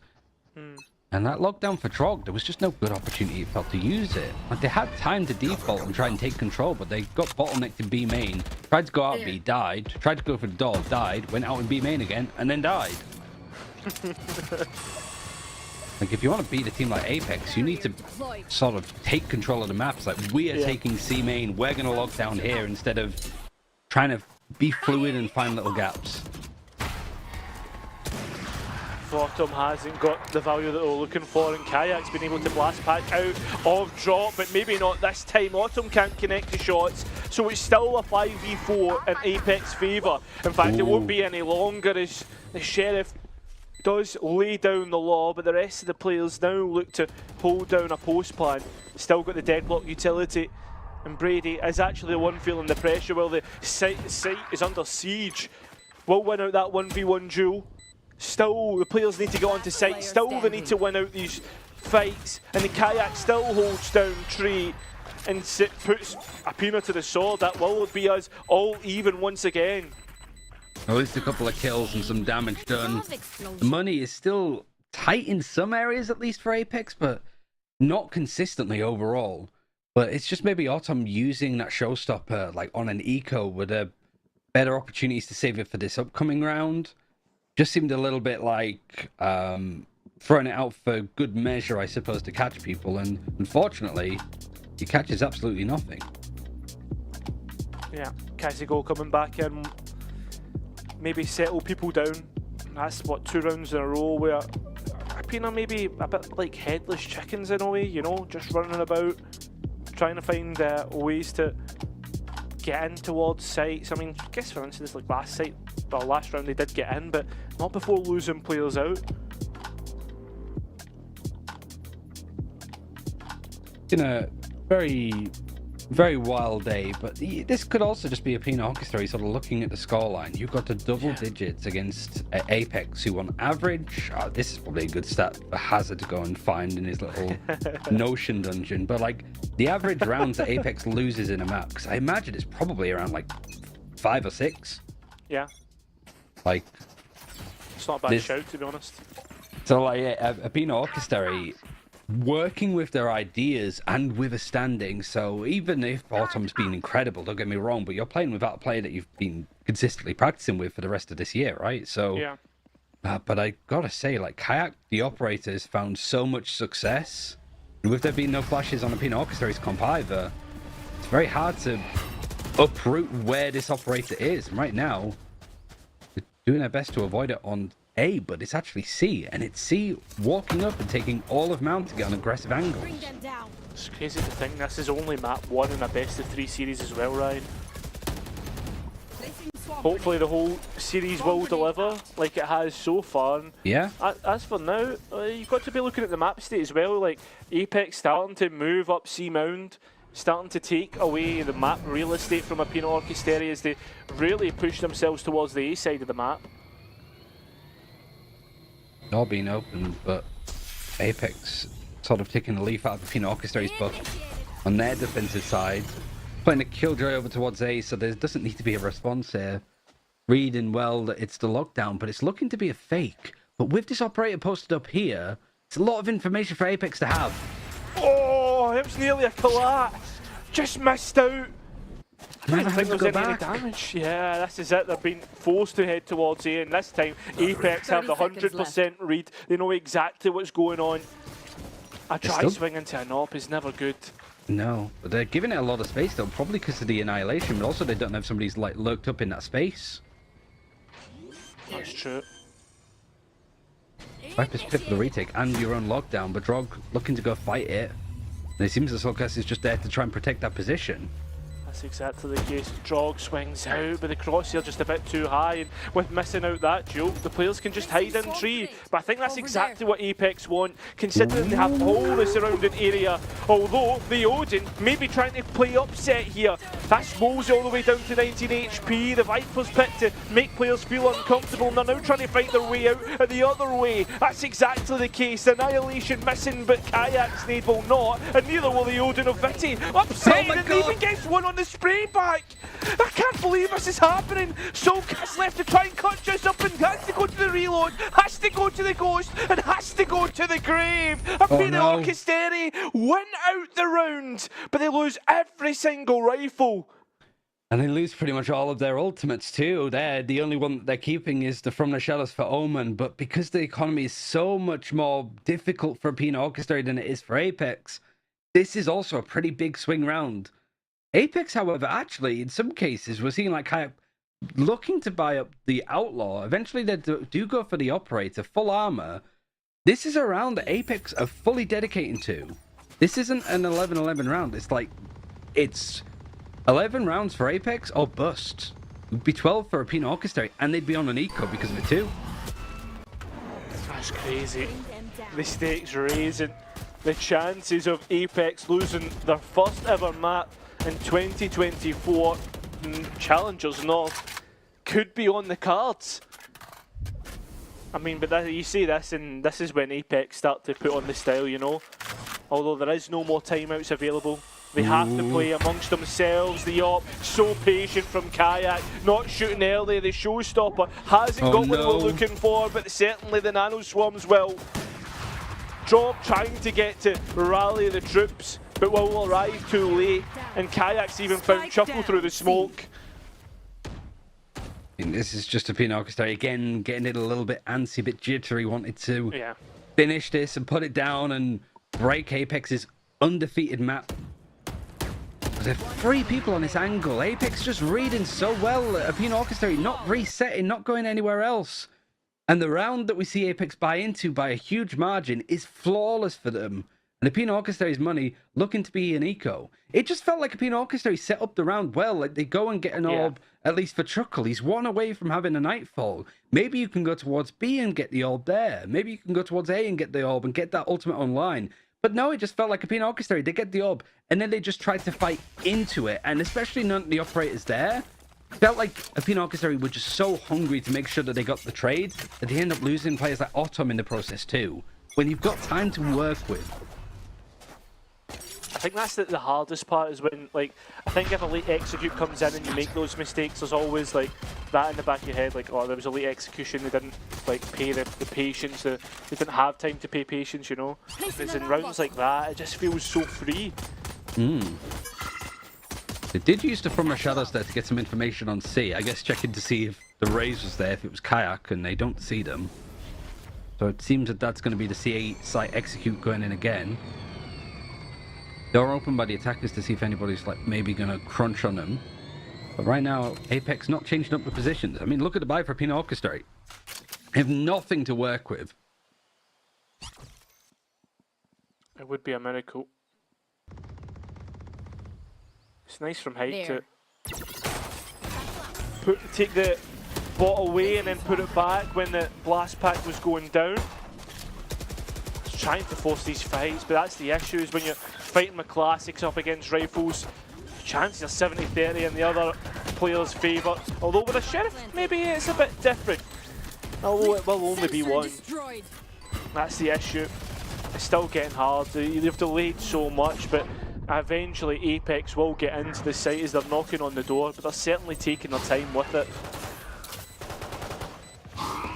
It's a little bit messy. There's just so much utility and everybody's boxed in, and time is actually starting to get a little bit more uncomfortable for Apex. It really has, and especially after losing 2 players to the Sheriffs. Brady's still lurking around the corners, trying to escape. What is that? Brady clutching up in a thrifty round to push Aena onto map point. That flick on the first kill out of those 2 was crazy. I've never seen a flick go that hard and then being able to win out the clutch. It was just like Aena Orchesteri just wanted to make it feel incredibly claustrophobic.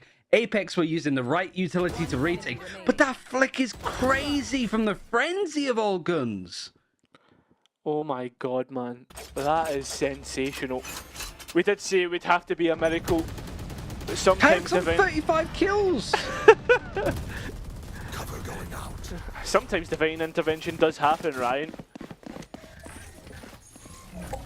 I think the the Monkey Orchestra, Pina Orchestra, they might have made their magnum opus with that round.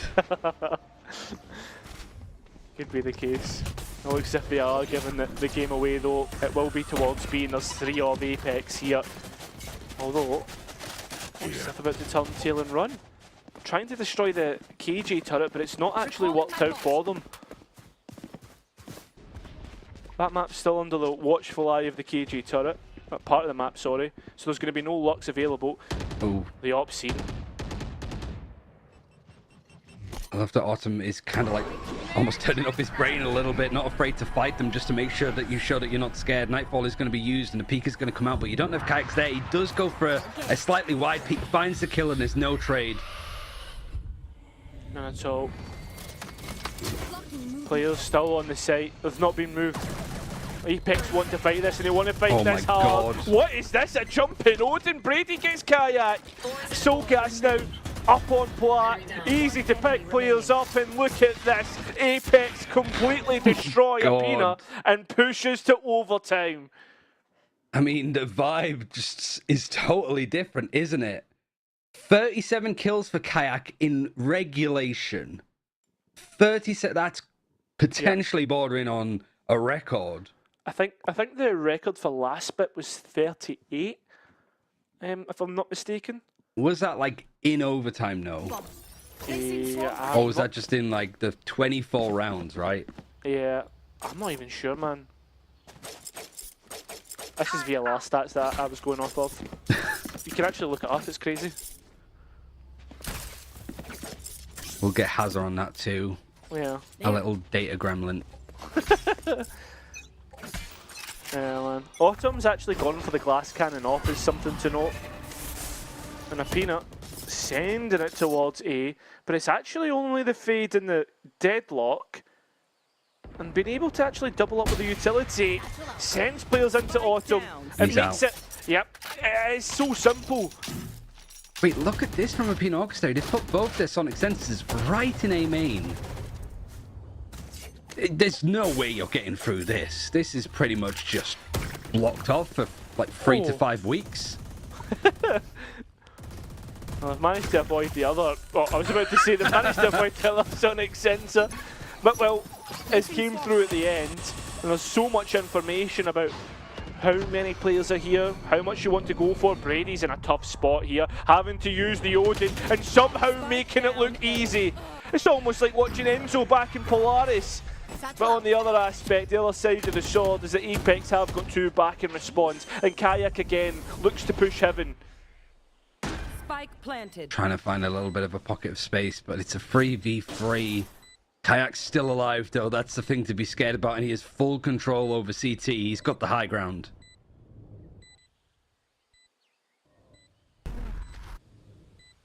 Players taking their time. Soulcast first point of contact. Avova will be able to swing out a tree after it, and look, it makes it look easy. Avova, though, has been smoked off and wasn't able to trade. Time a big factor, and it's actually working against the Peanut. Drog, Vitty getting on towards site. Kayak just trying to mask his drop with the bullets and will do so. And Kayak will be the one to finish it up. We are getting a 40 bomb from the Polish duelist.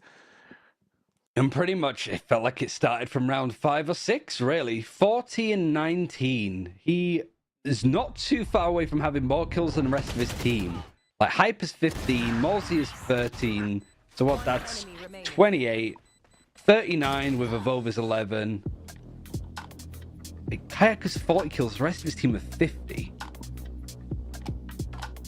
Yeah, I guess want to know is in overtime that both teams get 1 timeout every 3 rounds of overtime, I believe it is, Ryan, if I'm correct in saying. Yeah.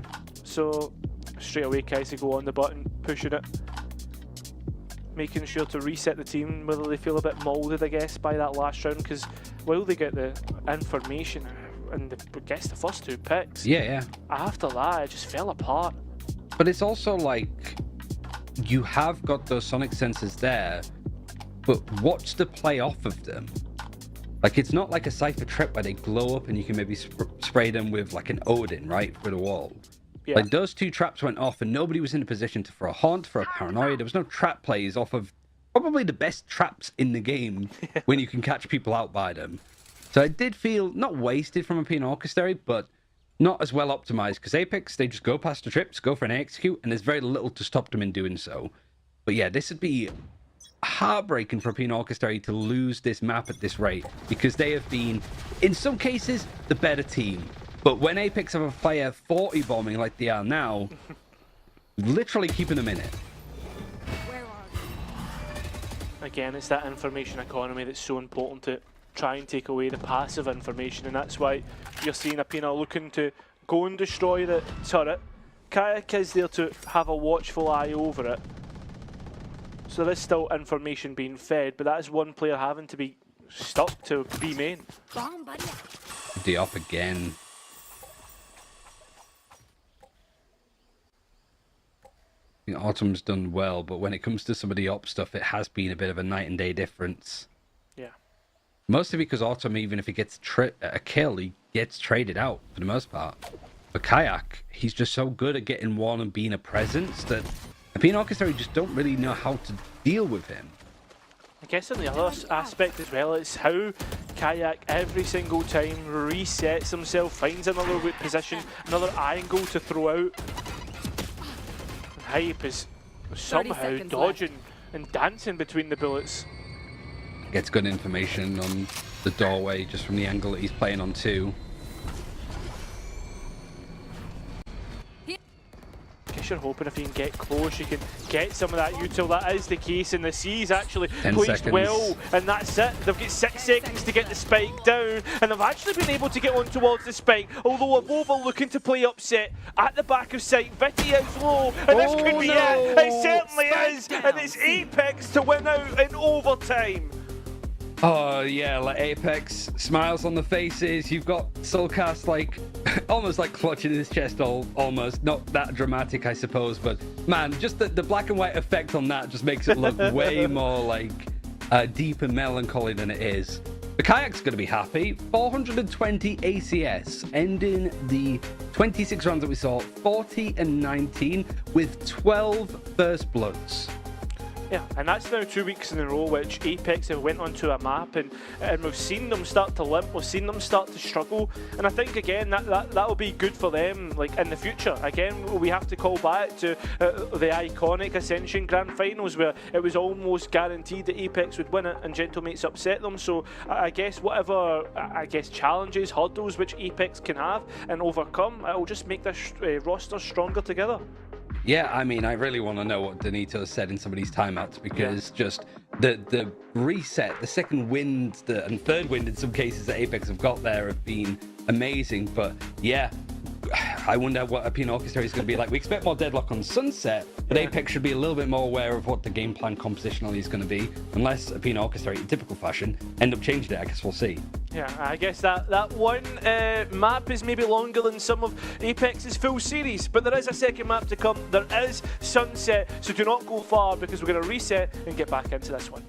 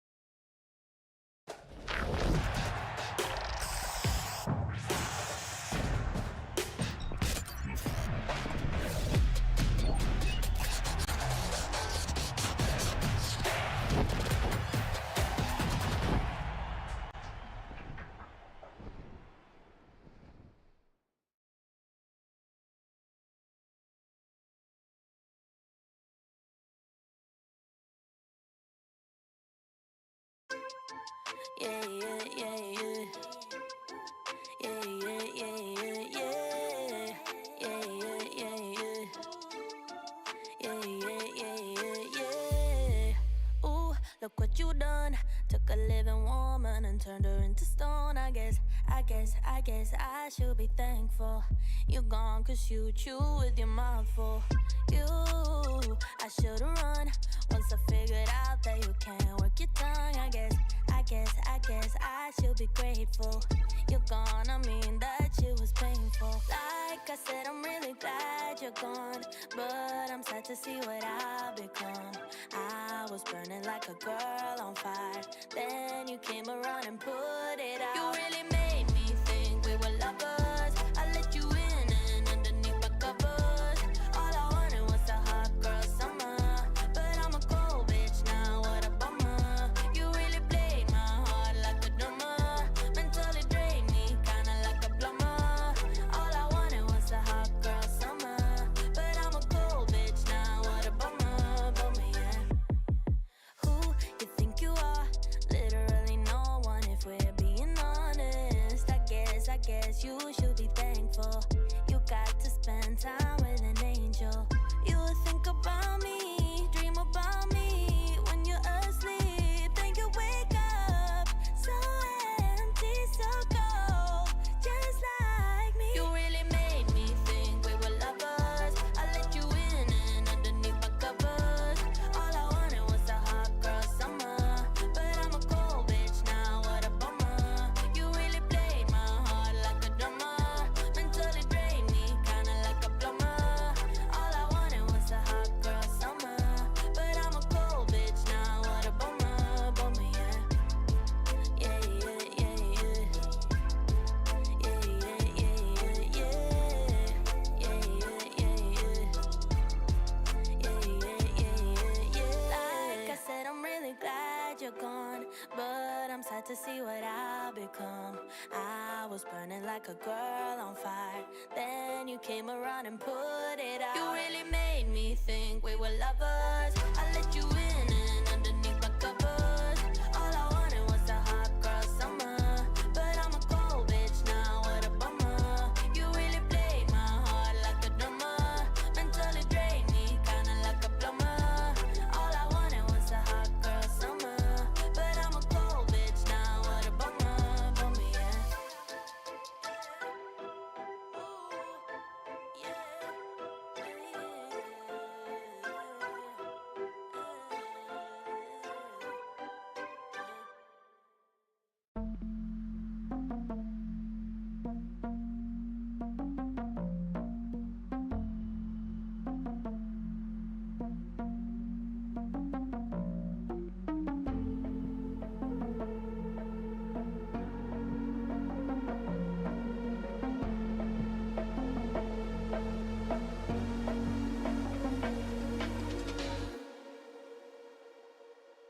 Ooh,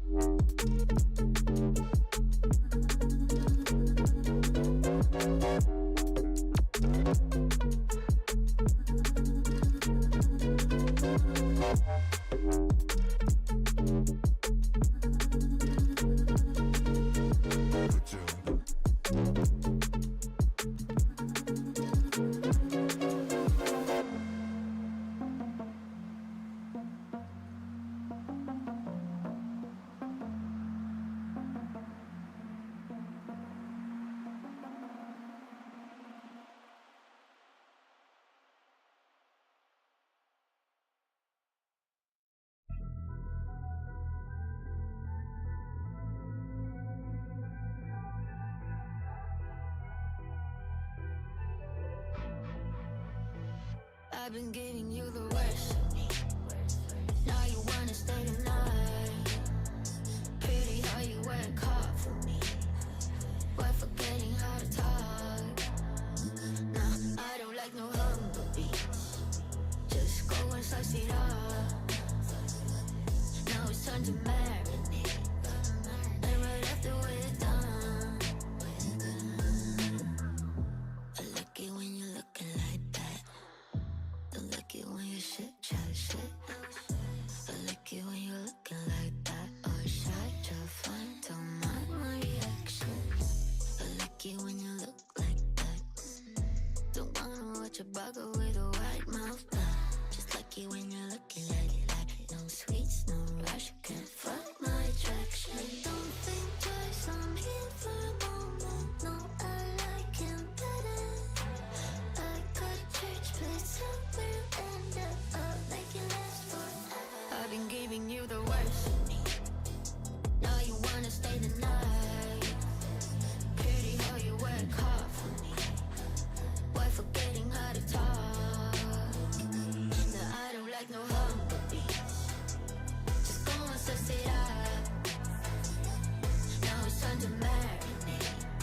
And right after we're done, I've been giving you the worst of me.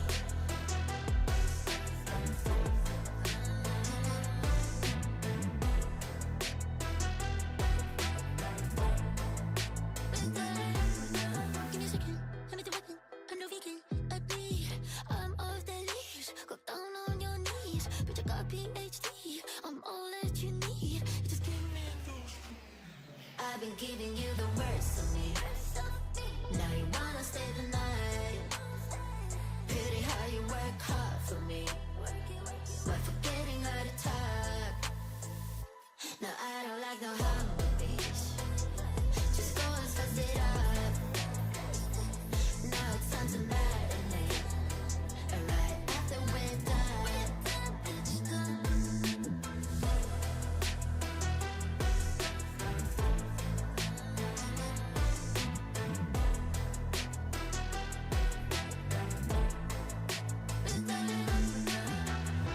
Pigs are mostly kept as pets, though many breeds are kept.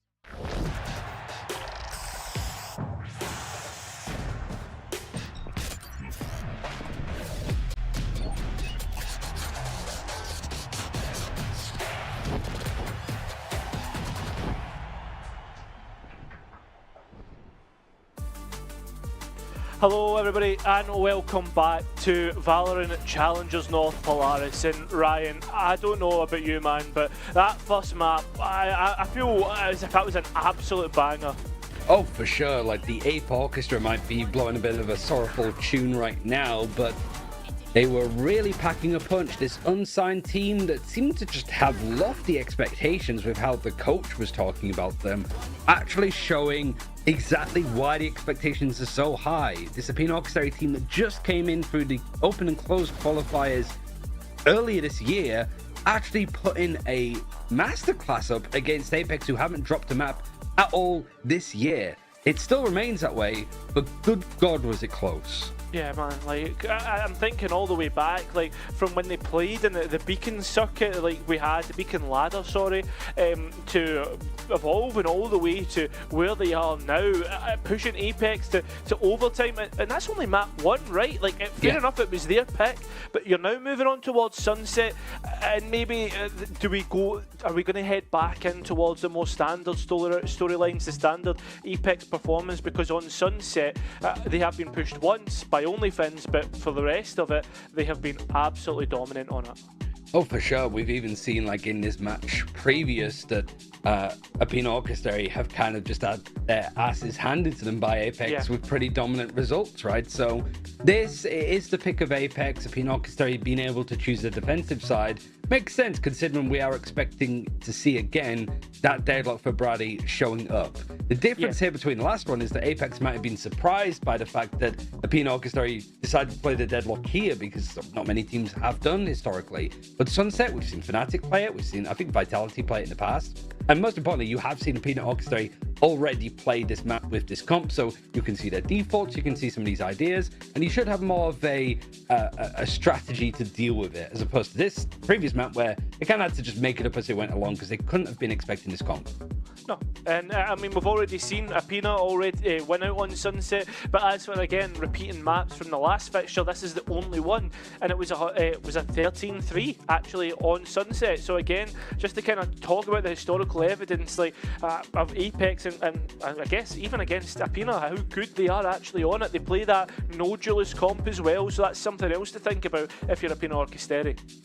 Oh, for sure. And we have seen, like, Apex try different stuff like the Euro and such, but it seems that Paper X comp, which I think even Paper X slightly budging away from, seems to just suit them so well stylistically. So it is going to be really interesting to see both these teams, knowing that their opponent does like to play something a little bit more kooky, a little bit more out there, what their actual responses are. Because maybe we see Aena Orchestrae change up their comp.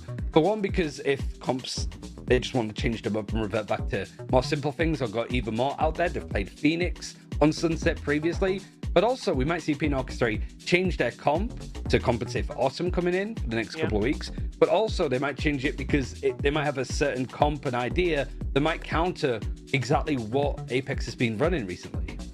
Yeah, and I think that's like a big thing as well. Like when you think towards like the Sage, for instance, I think this is the old comp that Apex were actually running, and I think as well is it's the Sage that I always find to get the most value. The way that you're able to get out of B main, like how much value and how much like general control that the barrier orb alone gets you.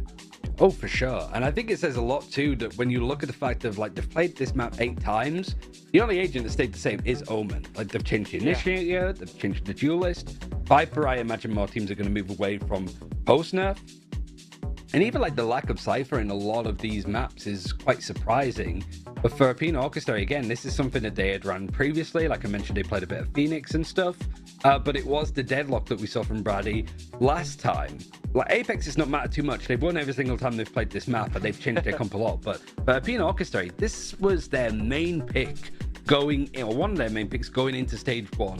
And throughout that time, it has become one of their weaker maps, I suppose, like consistently. This is what they played up against Sweet and Sour. It ended up winning on the map, but I wouldn't say that it was dominant. It was just a little bit better than what Sweet and Sour were trying to do with their Gecko KO.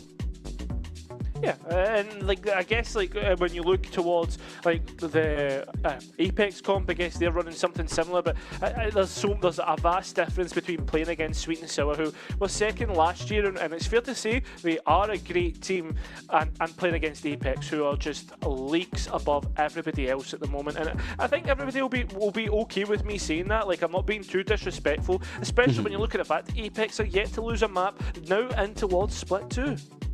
Yeah, and them losing Sunset, I suppose it's been one of their more dominant maps. Like, this is one that we saw. Was it even Hukaz that took them to overtime too? Or at least very close. Yeah, I think it was close. So, like, that was on Sunset as well. So I wouldn't say that this has been, like, a super dominant map for Apex. It's only recently, like, the end of the Stage 1 groups and in playoffs that this has been kind of a go-to for Apex, to the point that they've started making this their main pick almost. Yeah, you can understand it, but I guess at the other side of that, Ryan, the other side to the coin is the fact that, like, Apex maybe coming through Split 2 don't really want to show much, because you've got like Ascension on the horizon, like by far the favourites, you know.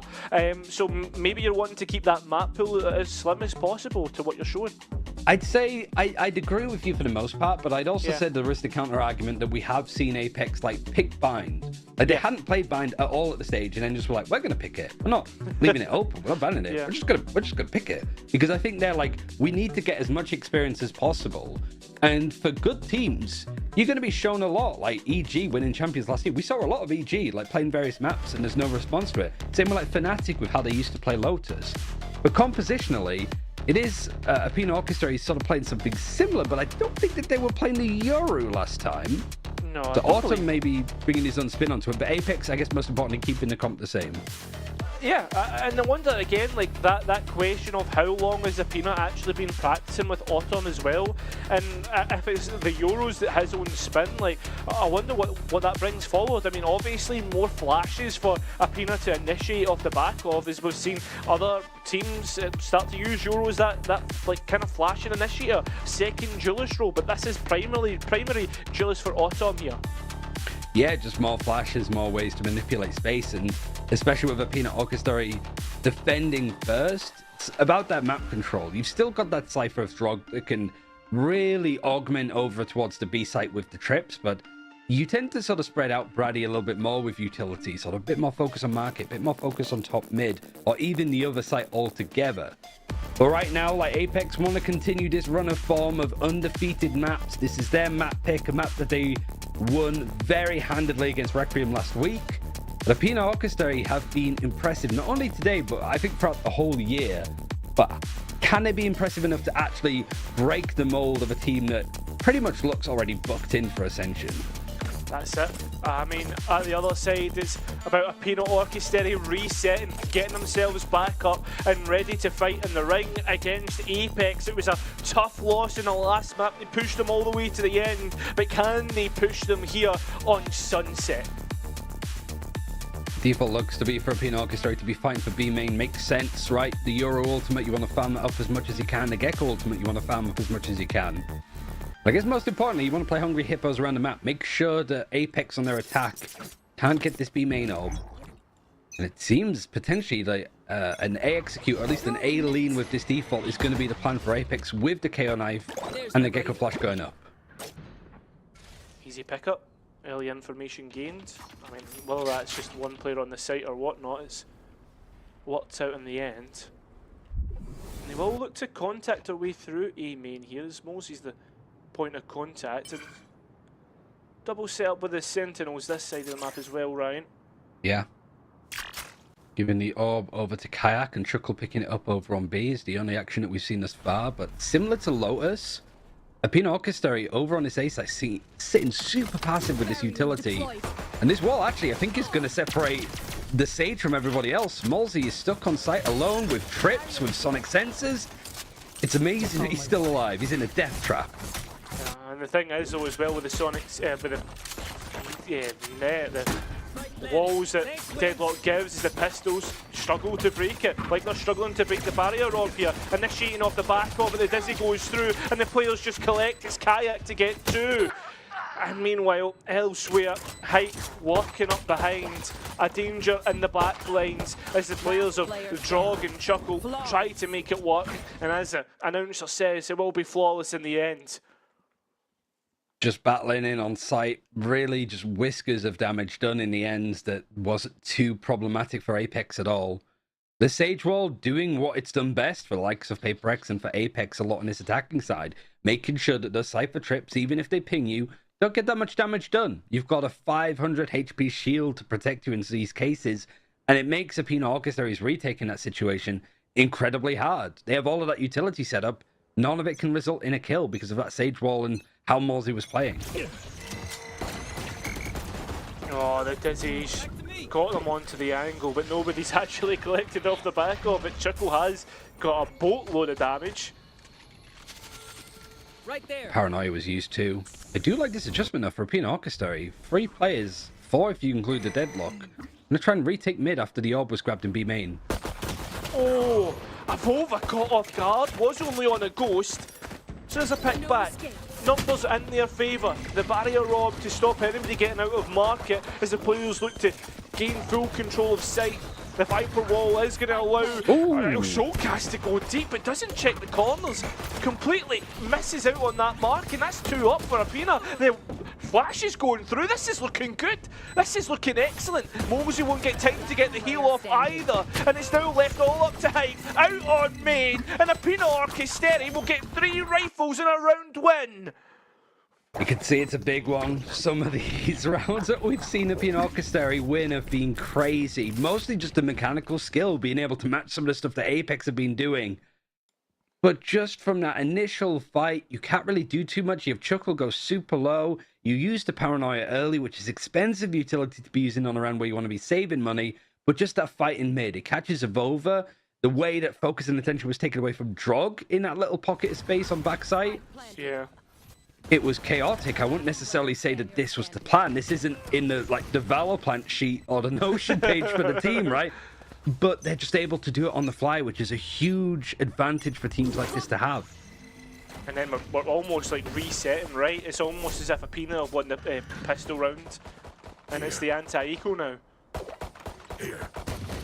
Dizzy was thrown, yeah. I'm gonna just point out that Mosey does have a Guardian as a lifeline for Apex here. Might be all he needs, really. Gives Apex a chance at least to see some of these setups. They push towards market. All right, they put a trip there. Just keep breaking it, forcing them to do stuff elsewhere. And because of how close quarters market is, these bigger buys from Aena Orchestra willing to give it up. But it does put Viti in a really dangerous position here. The players haven't checked. Soulcast really clean on the second engagement, and the players are able to get in. While Mosey was flashed, as you said, Guardian might be all he needs, and that's certainly the case. Drog now stuck between so many angles and trying to dance between the two. He'll get caught out. It's up to Chuckle and Brady to get back into sight, but there's rifles to be picked up, but they're not in close proximity for Apex. Yeah, they're just going to try and play the B main post plan. There is a wingman available. Flash is going to be used on the attack. It's just forcing out more bullets. There's just 14 in the chamber right now for Brady, and he's so scared that there's a lurk. He doesn't realize all the players alive for Apex are in B main. Nothing to get players off the angle. It's straight and clean gunfights. No Dizzy, no flashes, and there it is. It's up to Chuckle. He's got 2, but that's all it is going to be. A big thrifty round to answer back. A thrifty of Apena's.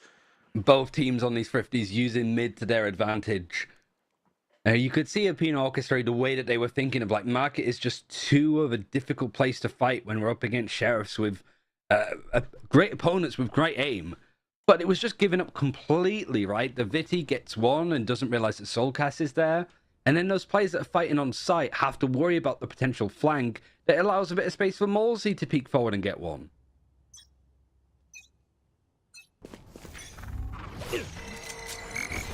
Hero rifle coming through from Drog. Doesn't have armor either. I don't know if that's a mistake.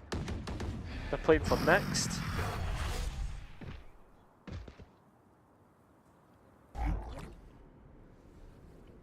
Looking to be clear through mid as well, right?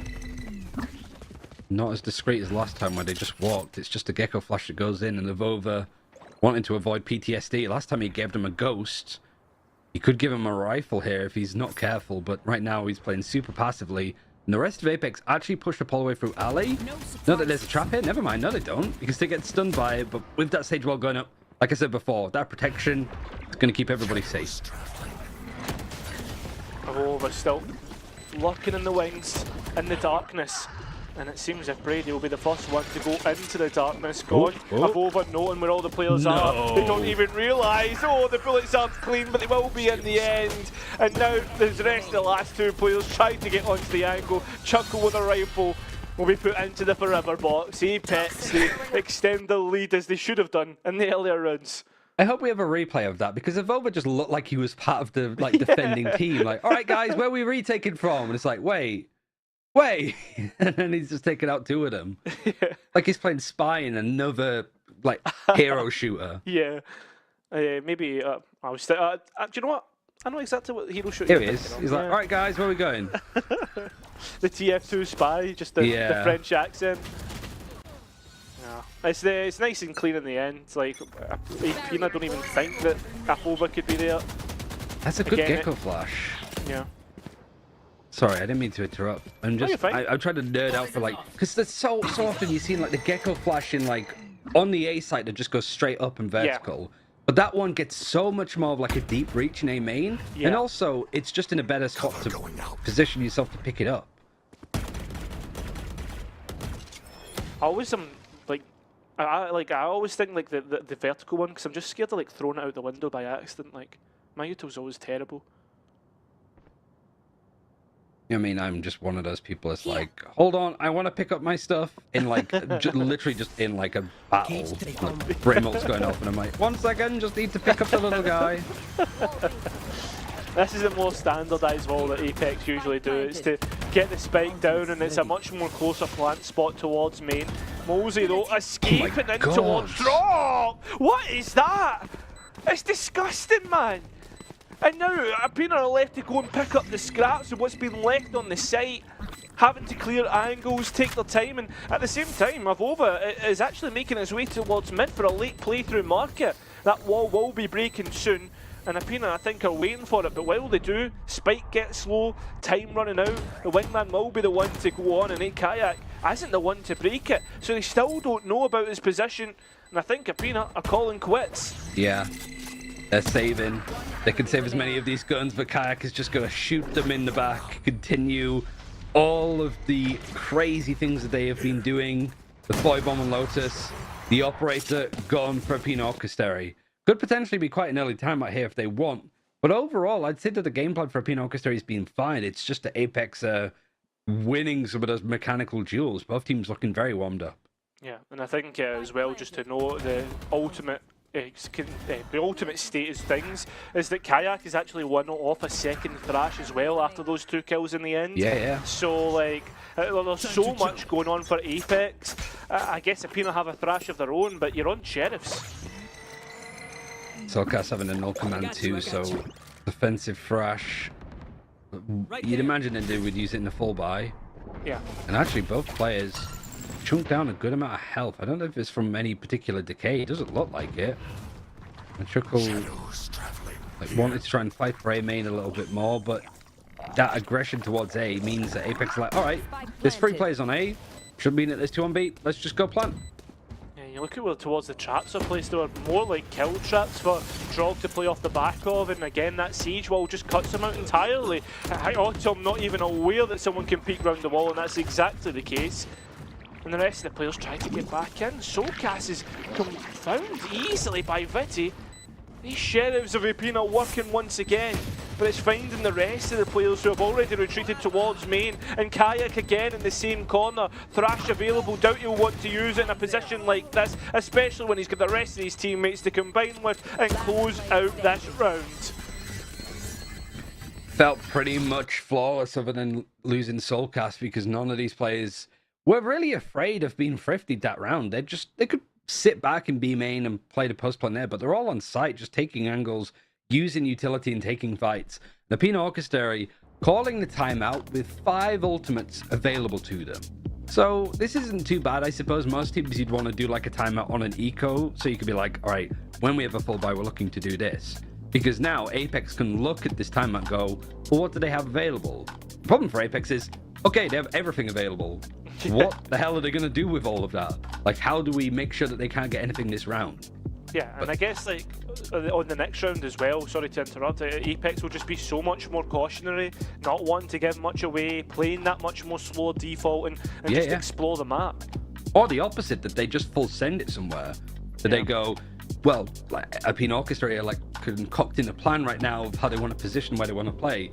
Apex could just go, all right, we're just going to use a null commander. We're just going to go really fast towards A and just plant and play the post plant there and not really worry about too much else. Because if you suppress a lot of these ultimates, you're not going to see the deadlock util or the Cypher utility, which has been predominantly on the same site. Now Aena Orchestrae, one of the things that they could talk about is switching it around. The Cypher is on A, the deadlock is putting that utility towards mid, and they're playing B. This is a nice spot. I actually kind of like this Sonic sensor towards the top of mid, because like, how many times do you see people realistically lock up? I guess, I know I'm saying this with Avova who done it earlier, well, it's actually what you said earlier about the null command. The op's Yeah. not worked for Autumn, and they're just fully sending it. Not available to get their ultimate out or their utility, but they are available to use their weapons, and that's exactly what Autumn's going to do. The rest of Apex are here. The Thrash has been invested. Chuckles out the cage and got two. Thrash is used and gone out, but it's in an open area of the map, and the spike still has been planted. Autumn is very lucky to be alive, but eventually goes down to 16 HP. It's a 3 versus 3. The neural theft is going to be used, and so is the annihilation, and it catches onto a player that's very difficult to break. As Jog at least has found a Vova. In fact, he's found two, and yep, there it is. Pina straight away answer back, even after the investments which Apex put forward.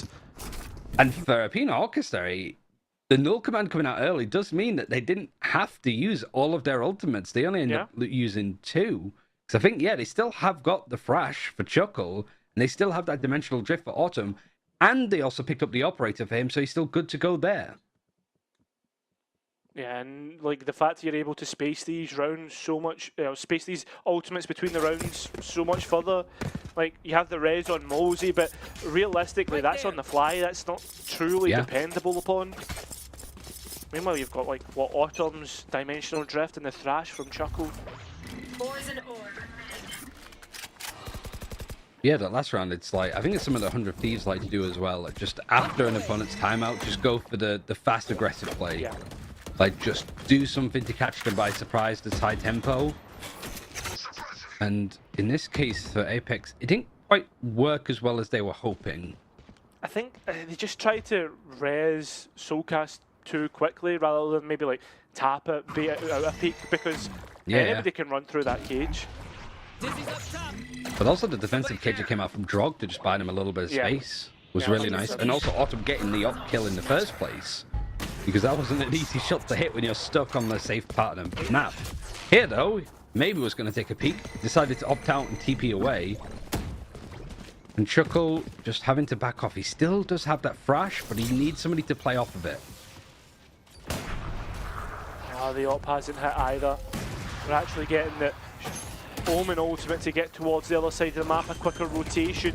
They have lost one player in the midst, and that was Autumn's ult, who did have the Dimensional Drift, which was more important for getting the information on the retake. And they're just starting to take it to the front lines towards CT. Even gets a player well flashed up. There goes Soulcast though, and there's a chance to get back in. But you are at a 1-player deficit. The first kill at least needs to be clean for one of these players to give them a chance. The paranoia out, the swing there. And if you put it on Kayak's plate, he will eat it up. Yeah, catch the movement, that like the way that he peaked right with the players coming in to almost help him adjust. It's crazy. But I'm also looking at this from a Penis perspective. They had 2 big ultimates of the Thrash and the Dimensional Drift, like I mentioned. And it felt like there was like a good 10 to 15 seconds of opportunities to use them, but they just have the Omen rotate and end up sort of taking fights. Just that Sage Wall for CT from Malsey seemed to just sort of throw the whole plan out. So I want to see like Aena Orchestrator trying to retake a lot more from A lane, because if that Thrash comes out to where Evolver was, it catches him and he doesn't get those 2 kills. Dimensional Drift pushes the players back in their own spawn. It's a reset in the round. Bit of a tour, I suppose, of LA. I've always wanted to go. Do you know that? You've not been? Never. Only ever been to Orlando. Been the only place that, like, I've been to LA quite a few times, like from like BlizzCon and stuff. Yeah. And just like Overwatch League. Yeah. But like I only got to go to New York once, and I think New York was the place I was like, I need more time to check out more of it. Yeah. Like, LA's nice if you just want to be stuck in a car for the majority of the time driving around, but yeah, America is just an experience. Yeah, you can see that again, man. Florida was certainly one of those, and as for now, it seems as if it's going to be the B experience, But for Aena, the site's already found Viti on the other side of the map. And Aena are left scratching their heads. Spikes down. Brady hasn't been able to get close and personal like he would have wanted with a shotgun. The Judge And Apex are still moving around the map. You see Soulcast was aware of anybody on A main, and you've even got Hype just slowly making their way forward. The Thrash to delay, they buy some time for that late flank, and the rest of the players just holding down B main. As they try to push the issue with Aena, they are just getting plucked out like chickens, and there's the biggest one of the lot. Drog lost, Apex have their advantage for the next half. No eco required to from Aena Orchestra, so disadvantage could keep getting worse and worse. Aena have already taken a timeout. And also, I don't want to keep, I feel bad for Chuckle for harping on about this, but it's more funny in this case. Kayak has been able to farm up another Thrash and use it in the time that Chuckle has had this Thrash available. That's crazy, man. But again, it shows... Oh! Hype, where did you go? Hype! I think at the same time, it just shows you the priorities in which Apex put on their ultimates, the Thrash being the most important. You can understand it, with it being the lowest amount of ultimate orbs available. For sure, especially for, when you're playing up against Apex comp here, with that Sage Wall, it's really hard to, play retake against it, but also to an extent, it does bottleneck where Apex can play from.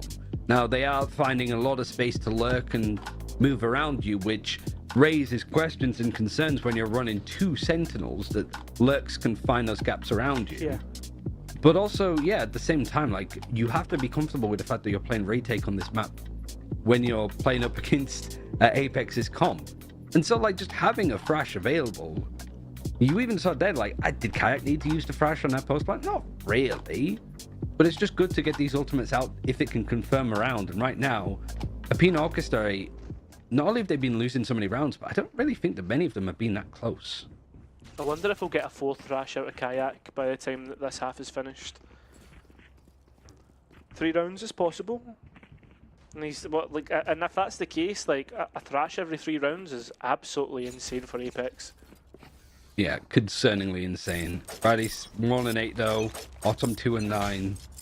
The different agents, the off-meta stuff that Aena Orchestra, the agents or the players running those agents, not necessarily finding the success here so far. But Apex, kind of like we spoke about at the start, keenly aware of Aena Orchestra, how they want to play this map, even with the Yoru. Doesn't seem to have changed how they want to approach it. Their game plan is just too strong to win out. Brady still going down in that KD number. Yeah, I think that's the issue when you get to this position. You try and take a gamble, you regress ever so slightly, and Apex just start to go stronger. They start to punish you even more so, and it just becomes the gap even more so larger. A hope has been raised, put up all the way to CT top mid. Actually getting spammed up from CT and almost loses their life, but Kayak will come in, jump in, help out. No way he flicks up like that and gets the second kill. It's so easy for Apex in the end, and a flawless round to boot. It's looking like another typical scoreline on Sunset for them. And Aena Orchestra, whether intentional or not, changing up their comp and adjusting it again. It's just not really working today. It worked so well against Sweet and Sour last week, but I do wonder if this is a back to the drawing board situation for this map and this comp again for Aena Orchestra. Apex, they've been experimenting, trying out stuff, but this has been the most dominant map with their most dominant comp. Yeah, 100%, mate. Back to our regularly scheduled programming where Apex push the issue, look to hit double digits before even the second half is a possibility. Because we did see a timeout from Aena Orchestra, all of that utility on B, because that is pretty much just where Apex is going. Yeah, and that's stall. And nobody's speaking off the back of it. It's like you were saying last map, where's the play off the back of some of this util? They've denied the spike once again, and everybody is here. Finally, we see Apena's Thrash coming through. Players picked up by the trap wire, and still the players are fighting, stalled out. It's still going even between the two. A res available if Mosey wants to go for it. Nabova is coming in late, needs to bail out his teammate, but won't be able to. Autumn's Op is the one that goes huge. Soulcast finally gets in on the mix, and we'll end up with 3 in the round, with Apex finding 9. Yeah, nice try in the end for Aena Orchestra. You could sort of see what the game plan was after their second timeout of this defensive half. just putting all of that utility on B, make it like a saw trap to go through for Apex, but they managed to pass with flying colors. They had that resurrect, like you mentioned, but didn't need it. Evolver's like late flanks have been finding so much impact. Yeah. Just nothing can go the way of a Aena Orchestra, even though like you can sit there and go like, they have nice ideas. It's just not actually connecting into round wins right now. Yeah. And I think again on the other side, it's like I'm sorry to sorry to bring out this excuse, but at the same time, it is Apex you're up against. Like probably one of the most gifted in terms of playing off one another. Like they've put so much time just into fundamentals, and that's exactly what they do every single time. Whether you think you've got an advantage or not. Even a blank. Yeah. But I think also like Apex craves these kind of like maps, right? They kind of want to play up against like really out there strategies, and the adjustment for the Euro hasn't really done much, I suppose, for Aena Orchestra, but that's a huge boon to like Apex of, okay, teams can change up their comps and play differently, but we can still be better so long as we play together and we're smart enough to use this. That's the third crash. There you go. That's crazy, man. It's insane. Still picking out Chuckle. He's got absolutely nowhere to go. And it will be double digits before we move towards the next half, which is just insane from Apex and shows again the prowess on this map. Yeah, and Kayak is 15-4 as well, so he's not on the duelist anymore, at least for this map, and he's just utterly destroying. On the same side, like the best player for Aena Orchestra is the other Gecko of Chuckle, who is 6-11. It's just not working, and going on to attack now. Like I mentioned on Lotus, the post plants can be really strong here, but getting to the site against the Sage and the Viper, the KO, good luck. And it's about having that mental fortitude as well for Aena. Like we spoke about, like the reset from last map. How do you reset from that last half? You're 10-2 down on a pistol round as well. Maybe you're double guessing yourself, you know, as you move towards the site. Apex are so quick on the rotate as well, Ryan. And they're hungry to take these fights. And they sort of know that like a big part of this comp is going to be these post plants with these sonic sensors in the mesh, and maybe Moles are going a little bit too hard and fast because the rest of the team isn't quite there on site yet. They're not. But Hype is very, very close. They try to boss back out. It's Apex that try and fight back in, and they're doing so successfully. It's Hype with a pistol, usually left on one of the anti-eco to show you how good he actually is. And the players now know that Autumn's dropped, heard the sound, and they just burst out together and collect their 11th. 2 rounds away from winning this map out. What a crazy balls to the wall pistol we saw from both sides. Apex trying to up the tempo on the retake, and just as they go in to fight B main, 4 players run out of the smoke in between Hype. It's like a dance routine with how well coordinated that was. But the duels yet again, going the side of this team, the stage 1 winners, the most dominant team in any Challengers League at the moment. And a force-up is actually coming in from Aena. Yeah, they're going to have to, right? Because if they don't, they're going to have to fight for overtime. You've got no chances, so this is the best time to do it, to send it. There's some bits of missing util here and there, but for the most part, it's mostly the weapons that they're forcing into.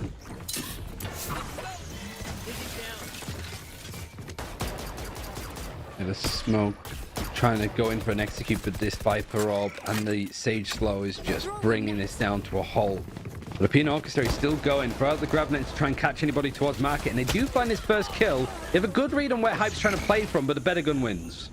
As always, it seems to be the case. Drog is out towards market. It's beautiful util. It's left up to the lurker. Now Apex need to scratch their heads. Where could Drog be coming from? And the Knights found him. There you have it. All eyes towards market. In that general area, Soulcast is dying to peek out, and as Drog drops his weapon, Soulcast will find him. That is 10 chances for Apex to win out this map.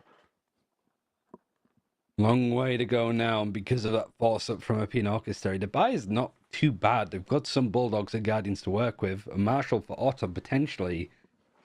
And the Peanut Orchestra are just treating this like a bonus. They could really have the killing blow right now, but with a 10-round advantage and 10 rounds in a row that Aena need to bring this at least to overtime, they're willing to take the time with this. Again, miracles can happen. They've already happened in this series, but this would be truly divine intervention. God himself would have to hand Apex on a platter. As it seems as if Aena are just going to try and send it towards A, which was weaker initially. There is more numbers to reinforce the lone of over out in towards the elbow position. Good Kayak flash. out of nowhere. It's the Guardian that gets the work done. Not even a proper rifle. It could be an ace. This is insane, man. He is the Polaris Grim Reaper for a reason. And he shows it once again. No charges left. Pace is stopped for a split second, but Malsey with the Outlaw. Just peek around this. Chuckle 10 HP 1v2. Oh, and he's botched up the flash too. I think that just sums up the map for Aena there. The wingman trying to find someone. Mosey will just dance with the angle, knows he can use the classic, and will right-click Apex to a series win. They will keep their dominant streak in Polaris, even though they were pushed to sweat. That is going to be 13-2 in the end. Yeah, straightforward. The reaction of winning this 13-2 seemed to be the same as winning on 14-12 on Lotus. So Apex, they continued that just crazy run of form. And whilst this wasn't the map really to go the way of Aena Orchestra in any fashion, it's still a testament to how well they did on that first map. Compositionally, they got good ideas. Autumn did fantastic on that first map and like struggled to get things going here naturally. It's just really a case of like, all right, for Aena Orchestra, you've got the top two teams out the way now, at least in groups. You've got the rest of it now that you can get some good results because there's so much like positive stuff to take away from this, to edit some of the things that didn't go well and to make sure that the rest of the group stage goes your way. I mean, that's it. The rest of the teams are far more beatable than the two that you've already played, and I think that's the thing. Like, you can start to build that momentum up. Autumn will be here for another couple of weeks, so it's a nice, I guess, trial by fire for him, Ryan. Oh, for sure. And considering he can play stuff like Yoru and such, I imagine he can play Raze as well. Like, he's going to bring like a plethora of agents that might come in useful for Aena Orchestra. And I'm just curious to see what this team does with some of the comps that they changed. But there's so much promise for this team that I'm excited. So excited to see them do a little bit more, just against opponents sort of around their level. Because the first two, just a bit ahead with how they've been performing. That's exactly it. And well, and speaking of promises, we will promise one interview after we finish up. But first, we are going to go to a quick break, so do not go far if you want to catch it.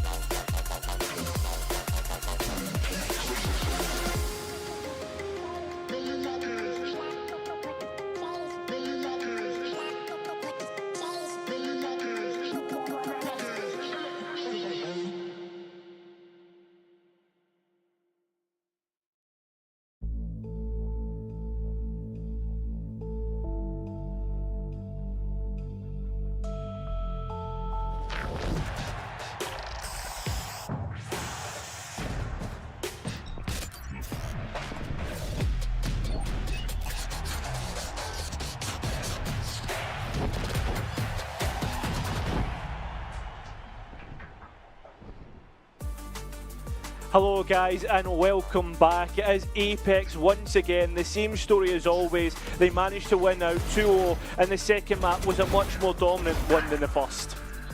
For sure, and it's been a dominant map for Apex for a considerable amount of time now, pretty much since they moved over to this Paper X-esque comp with the Sage no duelist. It has been working wonders, and whilst the first map of this series was very close and it was on the teetering edge of Apex maybe dropping the first map of the year, this one never felt like it was the same teams really.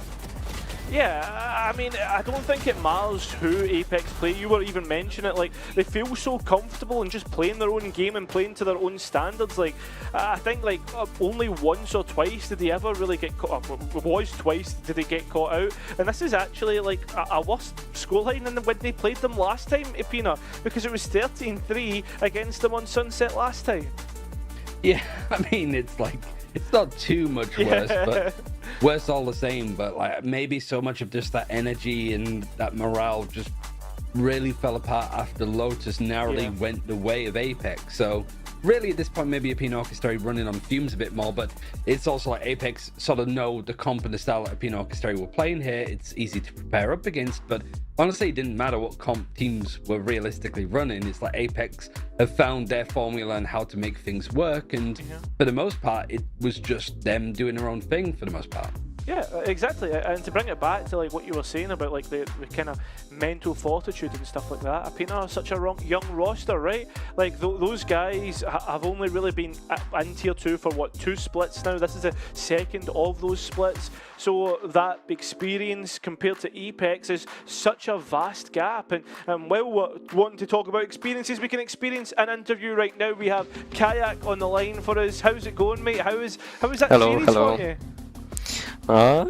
Pretty good, I can say. Like, Lotus was interesting. Yeah. And on Sunset it was like, yeah. Sunset. I know we are good on Sunset. We are really confident. So, like, I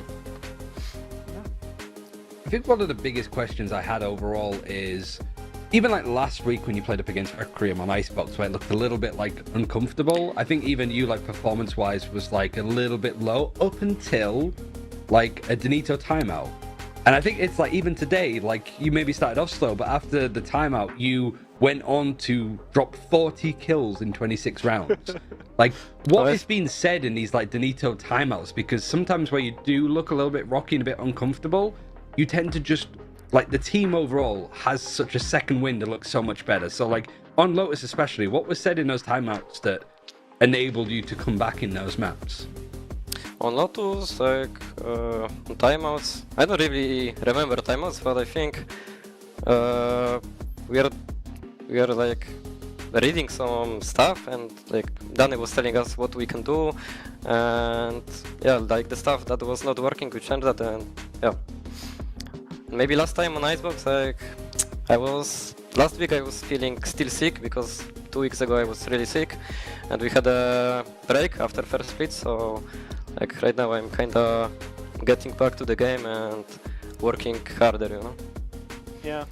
I was going to ask, like, from Lotus specifically then, what do you think it was that like really went wrong for you guys? Because like obviously Aena were able to stay in the lead for most of the map.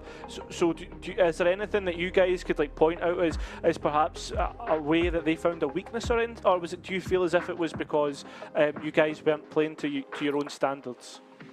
I think it's their team comp, you know, like. You don't play against Deadlock. Like yeah. maybe I played against Deadlock once in my life on Lotus or something like that, and we had to like play more on fly. I would say, like read some stuff, play slower, break some util.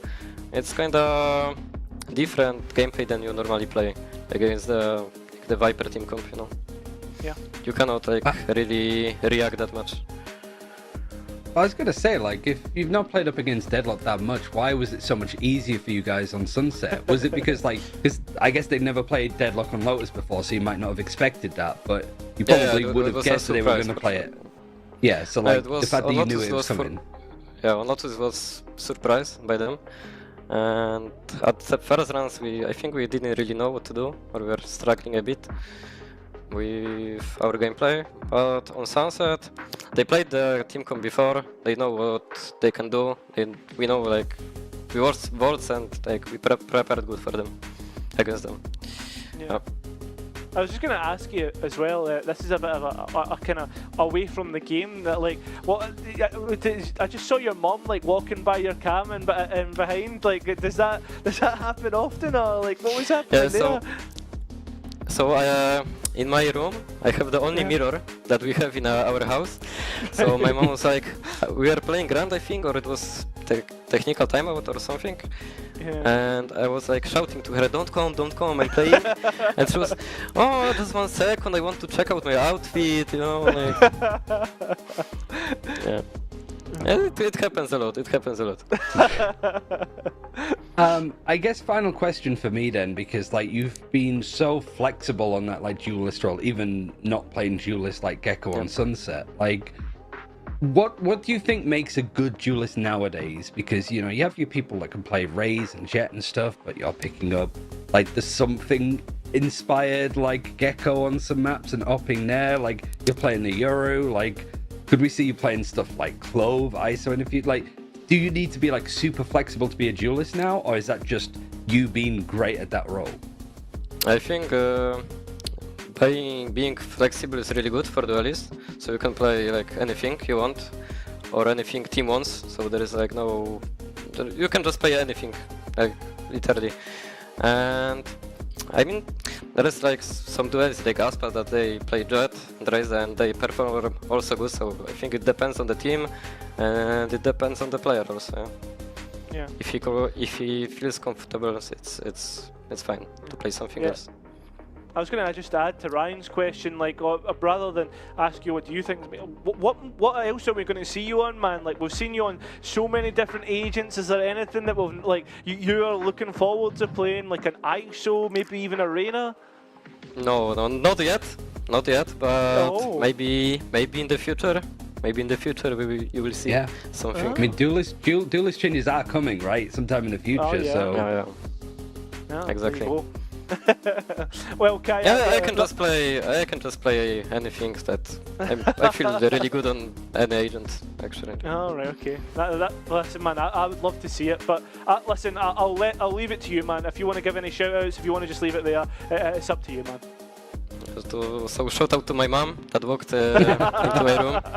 Shout out to the team, of course. Yeah. And shout out to my girlfriend because she was watching. Ah, sick, man. Awesome. You have a lovely night. Yep. You too. Okay, thanks, man. What a man. Shout out to his mum. I mean, Ryan, what a performance for this guy. Lotus alone, 40 plus kills like over the full series. It's just absolutely insane, and what a way to drag your team to victory as well.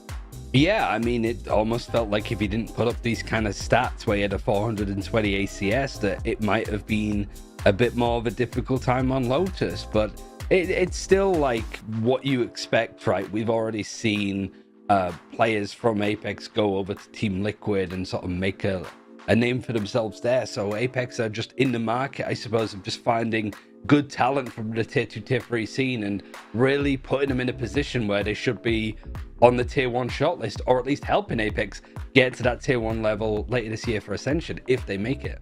Yeah, exactly. And I think as well, like you look across the board, there was some really uncharacteristic performances. I think, like not to point him out, but the split 1 MVP Soulcast, like I felt as if a few times he was getting caught off guard. Like, and you need sometimes just that little bit of quality to drag the rest of the team up by the collar and get yourself to a win. Oh, for sure, yeah. Like, I think that's the good thing about this team is that, like, they don't need to rely on Kayakol that much. It was only really just Lotus that those kills really came in handy. But for the other maps, like Malsey's been putting in such a superb performance on the IGL role. Evova's back into his prime form that we saw him in from, like, as early as 2020, right? And, like, Hype, being amongst those names that we've seen in Tier 1 esports, be able to perform well. So, like, the whole squad is just gelling massively, and being able to play pretty much any comp, to play up against any comp, they must feel undefeatable right now, and it looks like that with the form that they have. Yeah, and I think that's the true test of champions, right? Like, how many times do you see that phrase being used in like traditional sports, where if you can find a way to win when things get tough, like that is the making of champions, I think. And Apex here, like moving into Ascension, they're going to need that experience, those tough battles. Sure, they're maybe not losing maps, but like they are still able to bounce back when the going gets tough. Yeah, I mean, it's a good showing that like we're seeing a lot of teams that actively scare Apex, but Yeah. I think Apex at this point want more than scares. They want teams to like actually take maps off them, even series in some case, to like give them something to really bring them back to earth when they need to be. Like, none of us want to see Apex look dominant across the whole stage, make it to Ascension, and then lose another grand final against whoever it would be this year, right? Like, Apex want to make sure that they're the best team, and it does feel like even if they're not necessarily pushed in this league via scrims against tier 1 teams and like other top teams from the other challengers leagues in Europe, Apex are going to find those chances to improve, even if it's not necessarily in like this league in officials, right? Yeah, exactly. And well, what we have to look forward to for the rest of this week, Ryan, we'll have a quick look at the rest of the matches, because some of these matches I'm quite looking forward to. In fact, you know what, I'll ask you, what do you think is your highlight match to come up for the rest of the week? Ooh, it's either between NXT and Sweet and Sour. Like, Sweet and Sour, can they continue like being the second best team in the region, and is NXT really the real deal for playoffs? But I'm actually going to say tomorrow, like Metasport versus Requiem, the two teams that have been playing a lot in close qualifiers and in beacon events. We did see Yari Esports playing in Eclipse, but they didn't get very far, but they were picked up by Metasport all the same, who dropped their previous roster. So both these teams wanted to etch a win in the early couple of weeks of this group stage, and sort of proving which one deserves to be there realistically, because both of them like have been impressive, deserve their shot, and now you have to play up against each other to see who's the better, I suppose, out of those teams that have climbed back up.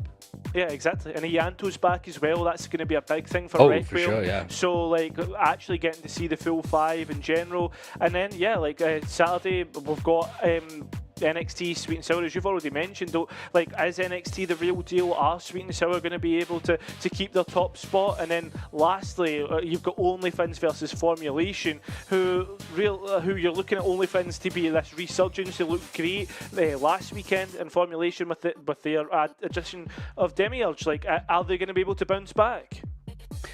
Yeah, I mean, like, Formulation Gaming, they had a really good showing in places. It's just like when you lose on your like dominant map of Ascent overall, like that's not necessarily the best look. So it's a tough opponent to go up against in that second week for sure. And OnlyFins, missed the mark, I suppose, by making top 3 and not top 2 in stage 1.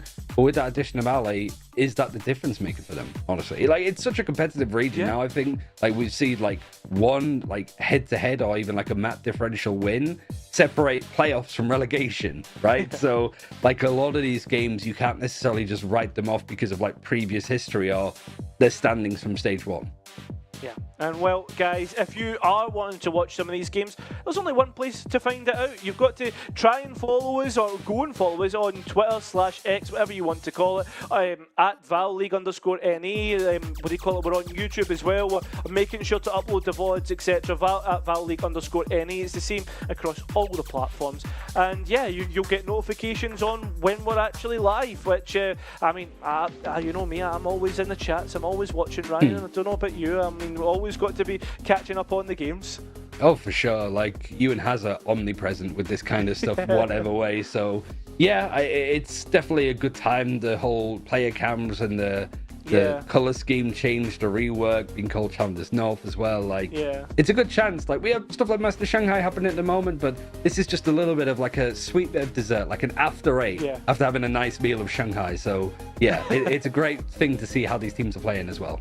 Yeah, it's been a pleasure casting with you, mate. I hope we get more chances to do it during the rest of the split. But that has been all for us for today. Thank you guys for watching. Make sure to tune in tomorrow, the same time, for an absolute banger between Metasport and, oh my god, I've completely forgot their name. But that's it. Requiem. See you later.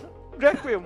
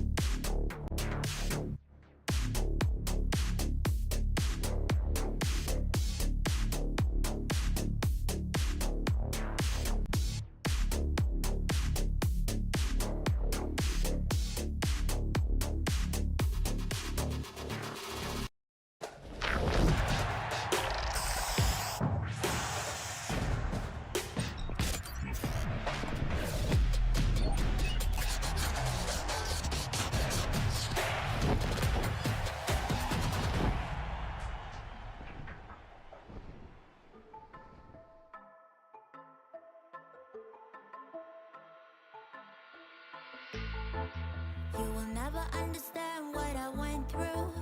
You never were a good listener. A good listener.